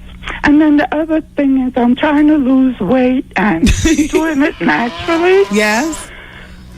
And I'm worried if my stomach's going to snap back or if the skin's just going to hang. Well, I don't know. It depends on how much weight you have to lose. I mean, but what size is your waist right now? I'm about 250. Oh, okay. And how tall are you? About 5'9". Yeah. And all the fat, I'm very sexy. All the fat is in my stomach. Yeah. With huge boobs. Yeah. And I'm worried all that's just going to go to South Carolina where Charlemagne is. Yeah, well. You got a lot of cow pastures out there. You fit right in. Well, the snapback is not as good once you hit, I would say, 35. Yeah. Depending on if you've had children or not. Have you had children? No, not to completion, not to push them out. Oh. Lost them. Oh. Lost all 4. What? Wow. So I've been traumatized. Wow. Yes. Wow. So, I have a lot of things to work out. Yes. I'm talking this way because my family doesn't know what a pervert I am. Yes. And I don't want them. They're all in the medical field. I could ask them these questions, but I'm ashamed. Don't you have a big sister, a little sister or somebody? My big sister is my best friend, but she's very prudish. Oh, mine too. Yeah. I couldn't ask my big sister about anal sex. I told her about the third input. Yes. She would fall out. Mine too. I didn't. And I don't think she's... I'm quite close to being a superhead.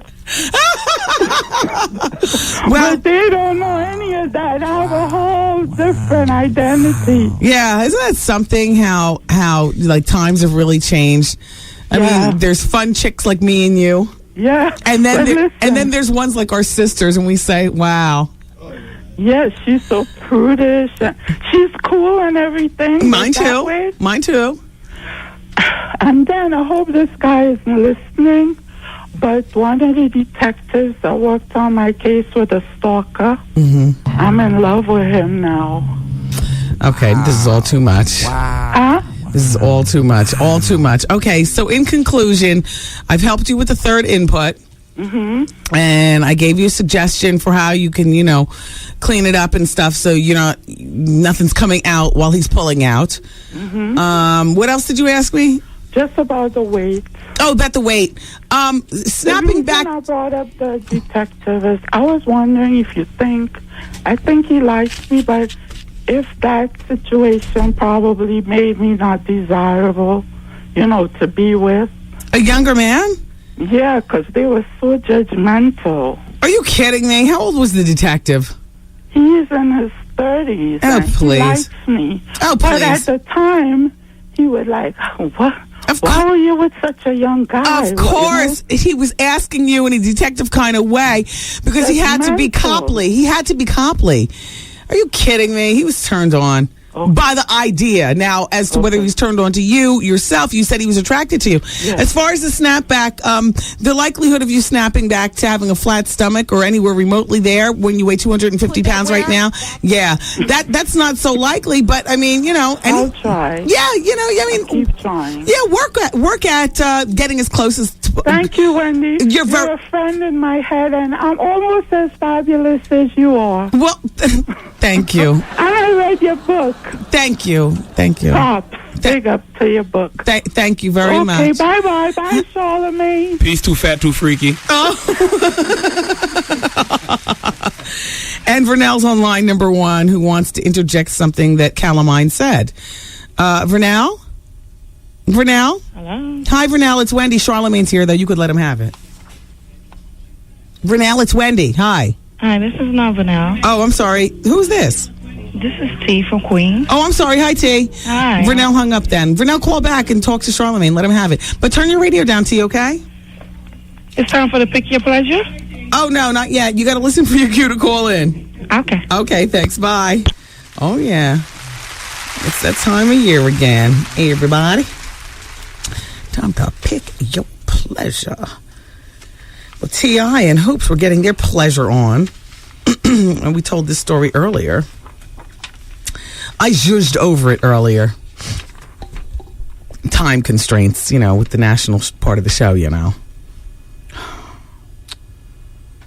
Anyway, there's this woman in Atlanta, and she's claiming that she had a menage a trois with T.I., the rapper, and Hoops from Flavor of Love. Oh, yeah. From the reality show Flavor of Love on VH1. She wants to remain anonymous, but she's a dancer in a number of popular hip-hop videos. Excuse me.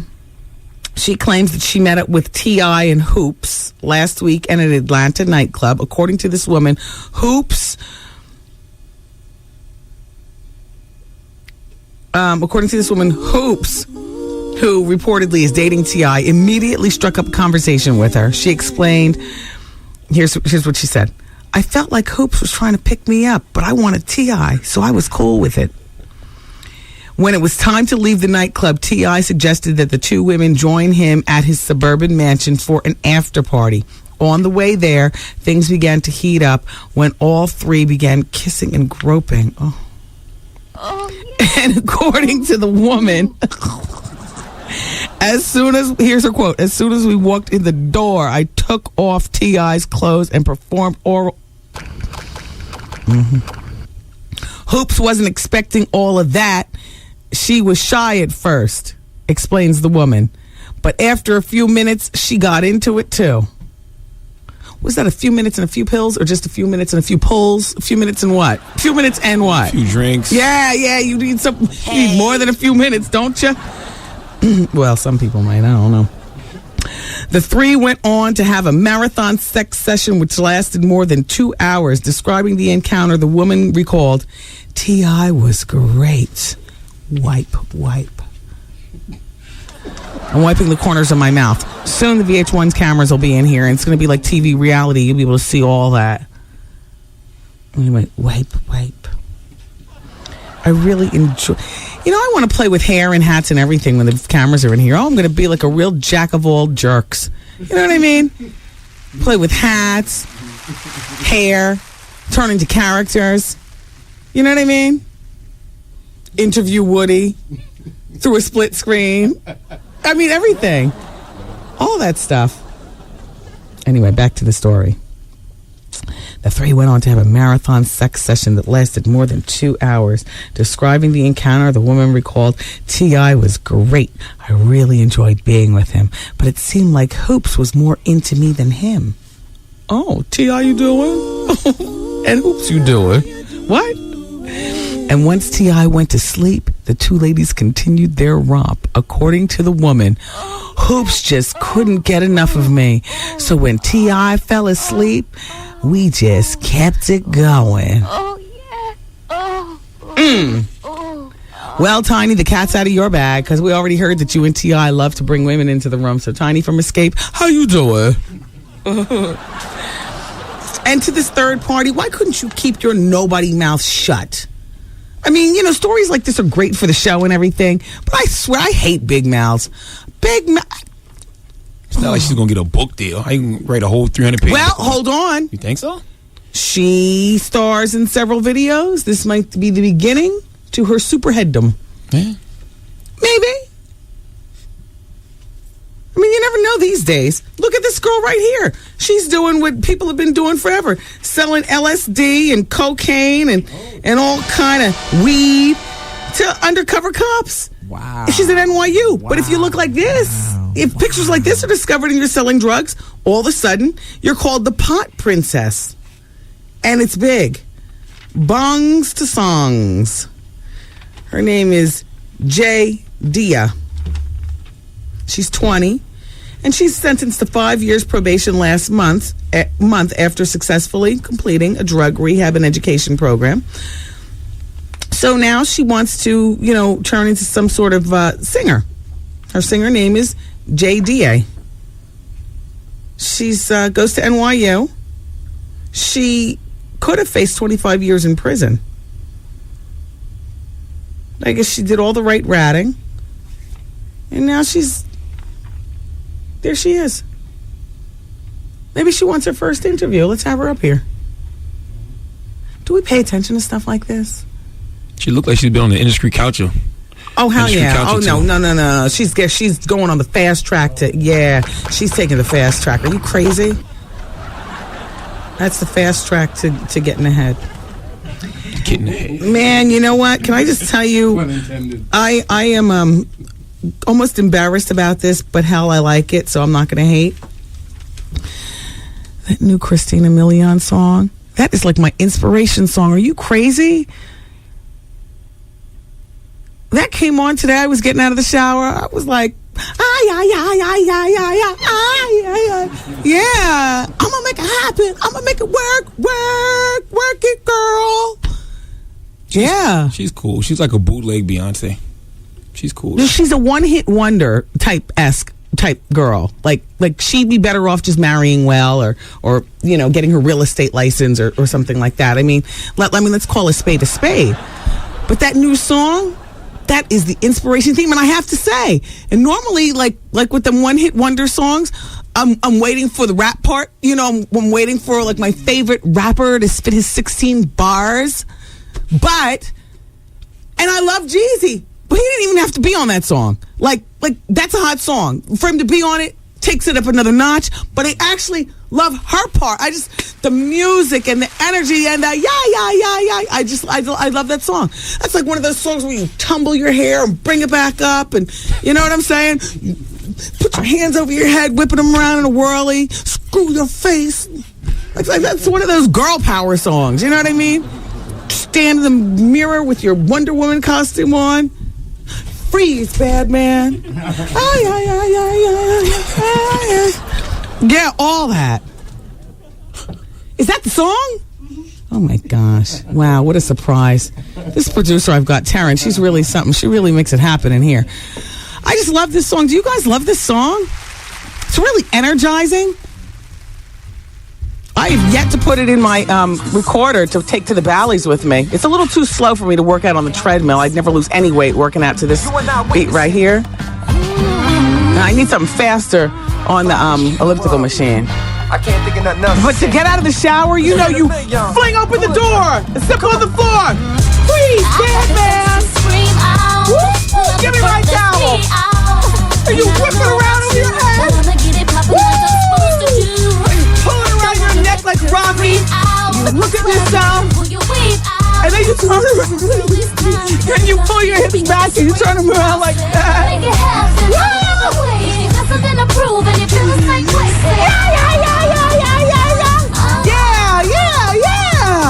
I'ma keep it gangsta. I'ma make it hot. I'm feeling like throw your hands up. All right. That's what happens when you date the producer. You get a fire track like that. Well, I must say, it's how she has the words arranged too. Like I like the hook and everything, but it has a lot to do with the music. The music is very Rocky-esque. Cool and Dre did that beat. Yeah, she was rumored to be dating one of them. So you know what that means. Probably both. Yeah. Late at night in the studio, things happen. All right.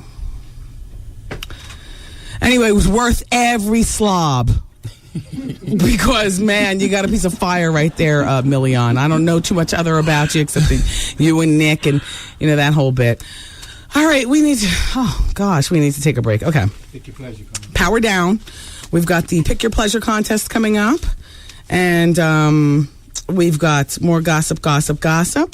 I'll take your phone calls. Although after we pick your pleasure, do you think you guys can just follow and understand that once Pick Your Pleasure is done, please don't call and ask to pick your pleasure? I mean, it's only an 8-second delay here on the radio station, which means 8 seconds after I say we got a winner, we got a winner. That's it. Okay. It's your radio station where you can pick your pleasure in a few moments. 107.5 WBLS. Backed by popular demand. And this time, it's bigger and better than ever. Pick your pleasure. It's the luxury of your choice. Having the ability to choose what you desire most. Pick your pleasure. Louis Vuitton, Gucci, diamonds and furs, exotic trips, cash. A night out on the town with one of your favorite stars. Listen for the winning time starting at 7:15 a.m., 12:15 in the afternoon, and 6:15 evenings. Pick your pleasure. With 107.5, 107.5 WBLS.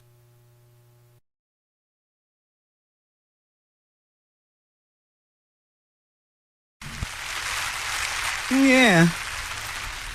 That's a damn shame. Did we all find out that this girl in Hungary, it's time for that contest. Yeah. Okay. Ready? Yeah. It's time to pick your pleasure. Your chance to pick what you want most. Call now to win. 212-545-1075. The choice is yours. With 107.5 WBLS. All right, so then we go to the telephone looking for caller number 10. Hey, BLS, you're caller number 1, you're caller number 2, you're caller number 3, you're caller number 4, and 5. Hi, BLS, you're caller number 6, you're caller number 7, you're caller number 8, you're caller number 9. BLS, you're caller number 10. Congratulations. Thank you.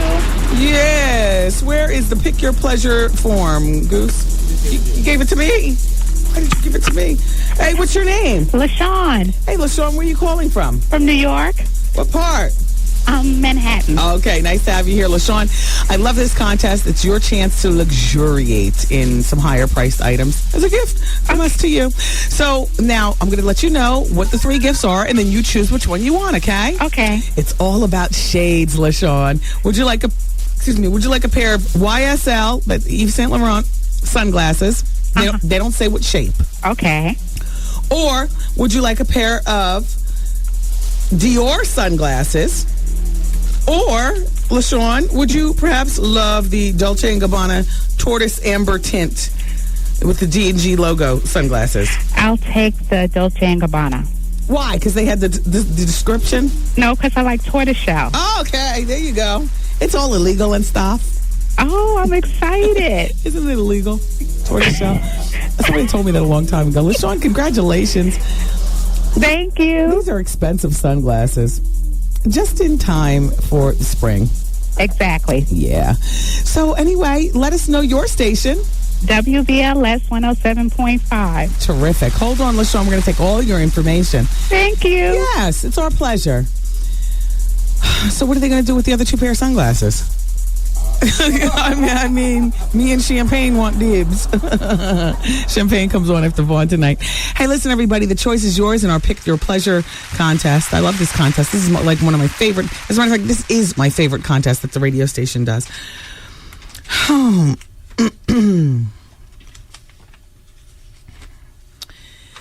Did we all know back in 1999 that Chris Rock... Oh, of course we did. I remember talking about it in Philly where you left me dead. And I guess whoever was here left to talk with you about it. Whatever. Wasn't this shocking to a lot of people, though, that Chris Rock thought a Hungarian model was pregnant by him? That's how the story goes, back in 1999. This is all coming up now because this guy, this PI, this Hollywood PI, Anthony Pellegrino, Pellicano, excuse me, people question his credentials. You know, he's been called a crook and so on and so forth. He's been used by a lot of people. And it came up in his client list, Michael Jackson, you know, Elizabeth Taylor, Gary Shandling, Sylvester Stallone, Warren Beatty, Keith Carradine. They said, yeah, Chris Rock used him back in 1999 when he thought a Hungarian model was pregnant with his child, or at least that's what she was claiming. It's like, oh, my God. So Chris hired this guy to get all the dirt on this model he possibly could. That's when... Never mind. Did she have the baby? No. It was false. I mean, the idea that he hired a PI definitely means that he was up to something. Malak. But I'm sure you guys have worked your way through that. Sorry, Chris. Chris Rock couldn't deny no child. All you gotta do is look at that child's teeth. Chris Rock 2 front teeth look like Peace Up, 8-Town Down. Ladies, I got the the telephone number for the flax juice. I know I've been promising you. It's called Women's Master Formula. Here we go. Women's Master Formula. And Roberta Flack actually uses Dr. Linda Lee. You actually have her actual doctor, L.I. This is for your menopausal needs. Roberta is 62, and I saw this stuff work on her. Amazing. 3 drops on her tongue. Her face quickly dried up, and she stopped looking so flushed and red, and she was able to compose herself and continue the interview in no more than 3 seconds when she administered it on her tongue. Goose, everybody saw it. Dr. Linda Lee. This is called Women's Master Formula. Dr. Linda Lee. We call it Flack Juice here, though. From Roberta Flack. 212 in New York, 787-9821. I know I promised to give you this telephone number the other day during the bonus hour. As I was driving home, I was like, oh my God, I need to give the crows the number. 212-787-9871 in New York. 212-787-9871. She's got a Colorado location also. I don't suspect you're going out there to get treated for menopause, though. So I'll just put that where? Right there. Did you hear about those 3 men in Zimbabwe that tried to prevent their father from getting married and committing bigamy? Because he's already got a bunch of wives. They walked in, should I say, they pushed their way into the wedding wielding an axe. Abducted the father with an axe and, 2 of them had axes. The other one had 2 knives. The wedding guests were amazed. They bundled their father into the car and whisked him away. They were getting married at a school hall. They don't say what number wife this would have been, but the boys were trying to save him from being a bigamist. Well, Bergen County. Oh, sorry. Well, Bergen County, before I do that. Haven't you fallen from your grace? When I was a little girl, you were one of the top 10 counties to live in with the most money in the country. That's why I aspire to live there. I just said, oh my gosh, I want to grow up. Whatever I do, I want to marry somebody who can move me to Bergen County. Never thought I'd be able to do it myself. You know what I mean? Now. Now look in the New York Post. 12 richest counties in the country. Bergen County's near even on it. Yeah, take that. Wow. Take that. Once I lived there, all I found were a bunch of a bunch of black people hating cops and a bunch of trouble. Number 1 is Suffolk County, New York. Oh, the Hamptons. La-dee-da. Median sale price of a house, $2.7 million. Rounding it out, number 12, Tribeca. Median sale price of a house, $1.8 million. It's beautiful. No place in Jersey. No place else in New York. Tribeca and Nassau County. The Mill Neck location. Who lives there? What's that? What is that in layman's terms? Mill Neck. Just like I didn't know what Sagaponack it was until somebody said, "Oh, that's Hamptons." Isn't that the Hamptons? I don't know. Watermill in Suffolk County also. 3 places in New York. 4 places in New York. None in Jersey. Yeah. Oh, wait a minute. I live there. Wait, everybody calm down. So what? We don't need to be on this damn list. We don't need all these rich people living around us. Bringing up our property values. Having their kids not play with ours because our kids aren't good enough. Lisa Left Eye Lopez. This is the 5th anniversary of her death. An appeals court ruled on Friday. You heard about Jason Williams. Do people know about this at large, or people don't care? People only cared when he was flipping guns and pushing people in pools and shooting people. People don't care? Does the public at large know what happened on Friday? They do know? Then I don't need to. Do they know? No. I don't have cable. You don't count. You don't count. Jason Williams is one of ours. What I mean is that he plays basketball here in the New York tri-state area. He used to play for the Nets. Yeah, was the shooting a big deal down there in Kakalaka? Yeah, that was national news. All right, well, calm down. Here in New York, people think the whole world revolves around them. Oh, don't tell everybody else. We don't care what else. Yes, we do. But no, yes, this was national news for a moment. Did it stay national news? I mean, throughout the trial and everything. Well, he can be retried on the reckless manslaughter charges stemming from the shooting. Poor Gus. Gus is still dead. And Jason. wait.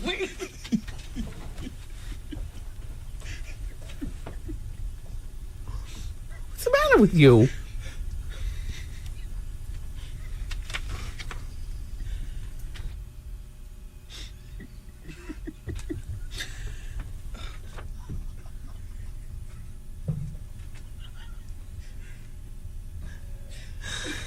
Won't be able to hide this when the VH1 cameras get in here, boy.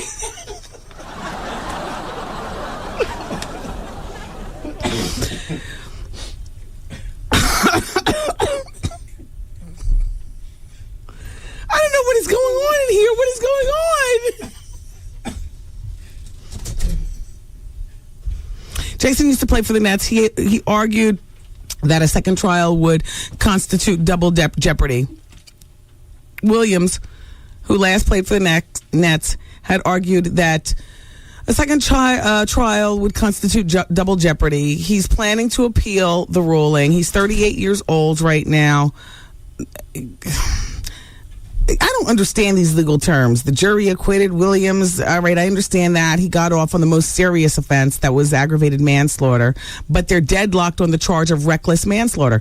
Well, I don't understand why you have to retry a man allegedly twirling a gun on his fingers and saying, I mean, wasn't he twirling a gun? Drunk? Oh, my God. Stevie Wonder could see his way through that. You're twirling a gun drunk and you're trying to argue that that's not reckless? Are you kidding me? Oh, I need a drink and a gun so I can turn it on myself. Oh, I'm sorry. I lived in, please don't say, blank. Now I live in Jersey City. All these towns are corrupt. That's from Danny. Yeah, Danny, I know. And great is where you make it. It's what you make. You mow your lawn, you keep your house with a fresh coat of paint, and, make sure you take those punch marks out of the walls. And your home is your castle. That's it, Danny. It is what it is. Jay is on line number 3. He simply wants to say hi. I was going to say I can't say hi, but now he's here. Hi, Jay. Hey, Wendy, what's up? How you doing? I'm fine. How you doing? All right. Well, I was getting ready to tell everybody about LA Weight Loss, so you'll pardon me for a moment. Everyone, LA Weight Loss, 1-800-448-TRIM. It's wonderful. It's fabulous. 1-800-448-TRIM. Can I tell you something about LA Weight Loss? There's this bit of fat right underneath the bra strap and right underneath the chin, right here. And I think that I have done away. Charlamagne, how's my profile look? Your side profile is marvelous. Do I have a double chin? No, not at all. I'm not straining though right now. I mean, have you ever noticed it when I don't ask you? No. Well, are you noticing now that I'm asking you? No. Do I have a double chin? You don't have a double chin. See, that's LA Weight Loss. I'm telling you, it's like this last... Hey, Jay. Yeah. Like the last 10 pounds. I lost 15 pounds on LA Weight Loss 2 years ago. But a little something was happening right here. I couldn't quite figure it out. It wasn't like an old thing. It was just like a food thing. There was something going on. There was something popping off under my chin, and I didn't like it one bit. And we were going to Puerto Rico, and I just wanted... and I wanted to do something about it. So here it is. Good profile. Take that, 18-year-old girls. I got LA Weight Loss. You can get it too, and it's affordable. 1-800-448-TRIM. 1-800-448-TRIM. LA Weight Loss is great. It's real food for real people. You're not all moody because you're not eating your favorite foods. You can't have anything sweet. You can't have anything chocolate. Oh, yeah, I can't have pizza. Oh, my God. No. Call and find out about LA Weight Loss. 1-800-448-TRIM. TRIM. Jay? Yes? Did you want anything else other than to say how you doing? Because I got to go I just wanted to tell you that I love your show. I listen to you every single day. Jay. Too kind. Yo, Wendy, I work 2.5 jobs, right? And I've been trying to get tickets to your comedy show. How can I go about doing that? You can get them in advance or just walk up to the door. All right. Yeah, do you know the doors open up at 8 o'clock. The comedy starts at 9. I must be honest with you. While Drew Frazier will be holding it down tomorrow night, I will not be there. I'll be in Atlantic City. There's a big liquor trade show, and I need to be there when you're there. All right, next Wednesday. All right. But I mean, I'm saying it's still going to be funny tomorrow night. No, I'll be there when you're there. All right. Bye, Jay. Thanks for taking my call. Have a good day. You're welcome. Bye-bye. Bye-bye. Tomorrow's the big Tribeca Film Festival opening, and it opens today, but tomorrow is the showing, the screening of Civic Duty, which is the man from 6 Feet Under, Peter Krause. That's his movie. And afterwards, it's specially invited, so I'm not saying this like you guys rush over to Bed Nightclub, but I'm just, telling you what's all going on. After that, Peter Krause from 6 Feet Under and all his, people there at the Tribeca Film Festival. This is like one of the main films. Like this is the each year for that they have a particular film that's a big hit pick. Like one year I worked the red carpet and it was Nicole Kidman's movie and I forgot what it was called, and I saw her walk the red carpet and stuff. I was working for VH1 at that time. This year it's this dude's movie, Peter Krause, and guess whose champagne is the official champagne of his after party? George Vassell. The Wendy Williams champagne. All 4 levels will be at Bed Nightclub tomorrow night. All them rich people will be just a sipping and a drinking. Yeah. So I can't go to the comedy club because I gotta hide behind the palm trees and the ficus, to see how do they like the champagne. Charlamagne said, I don't know. I said, well, go over there and check. Excuse me, Mr. Rich White Man. How did you like the champagne? That's the champagne of that little pickaninny from New Jersey over there. Smile, Wendy, so he can see you. All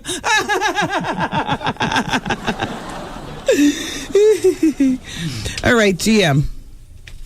Thank you, Lizzie Grubman, by the way. And thank you to Peter Krause. And shout out to everybody at Tribeca Film Festival. How you doing? Mm-hmm.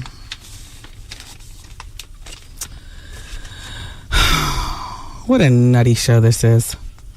LiveGreenGoYellow.com. Sometimes I come to this show, I'm so hairy-carry, just coming from the car, making phone calls, screaming at people, or in my own thoughts, and I've overthought something too much, and I've thought myself into a frothy frenzy, and I'm mad and angry. You know how, like, sometimes you overthink something and then you become angry? I don't know. Sometimes I come in here, I'm so bipolar. And then as soon as I start doing this show, the first hour is a little wiggle to fit in. Just a little wiggle. Just a little wiggle. Man, before that first 30 minutes is up, I'm where I need to be, right here with my people. Just acting crazy and nutty. Doing the whole range of ages, which I love, from 3 to 100. Yeah, and I feel fine. I feel comfortable. I hope you guys feel that way, too. It's the Wendy Williams Experience, the slowest growing radio show in the country. I used to say the fastest, but every time we pick up steam, something breaks. I'm tired of lying to you people. It is what it is. And I wouldn't have it any other way, so take that. I heard somebody in the crowd say, then why do you stay? Because I want to. It works with the rest of my schedule.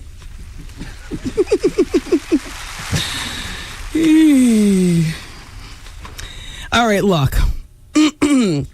Earth Day was over the weekend.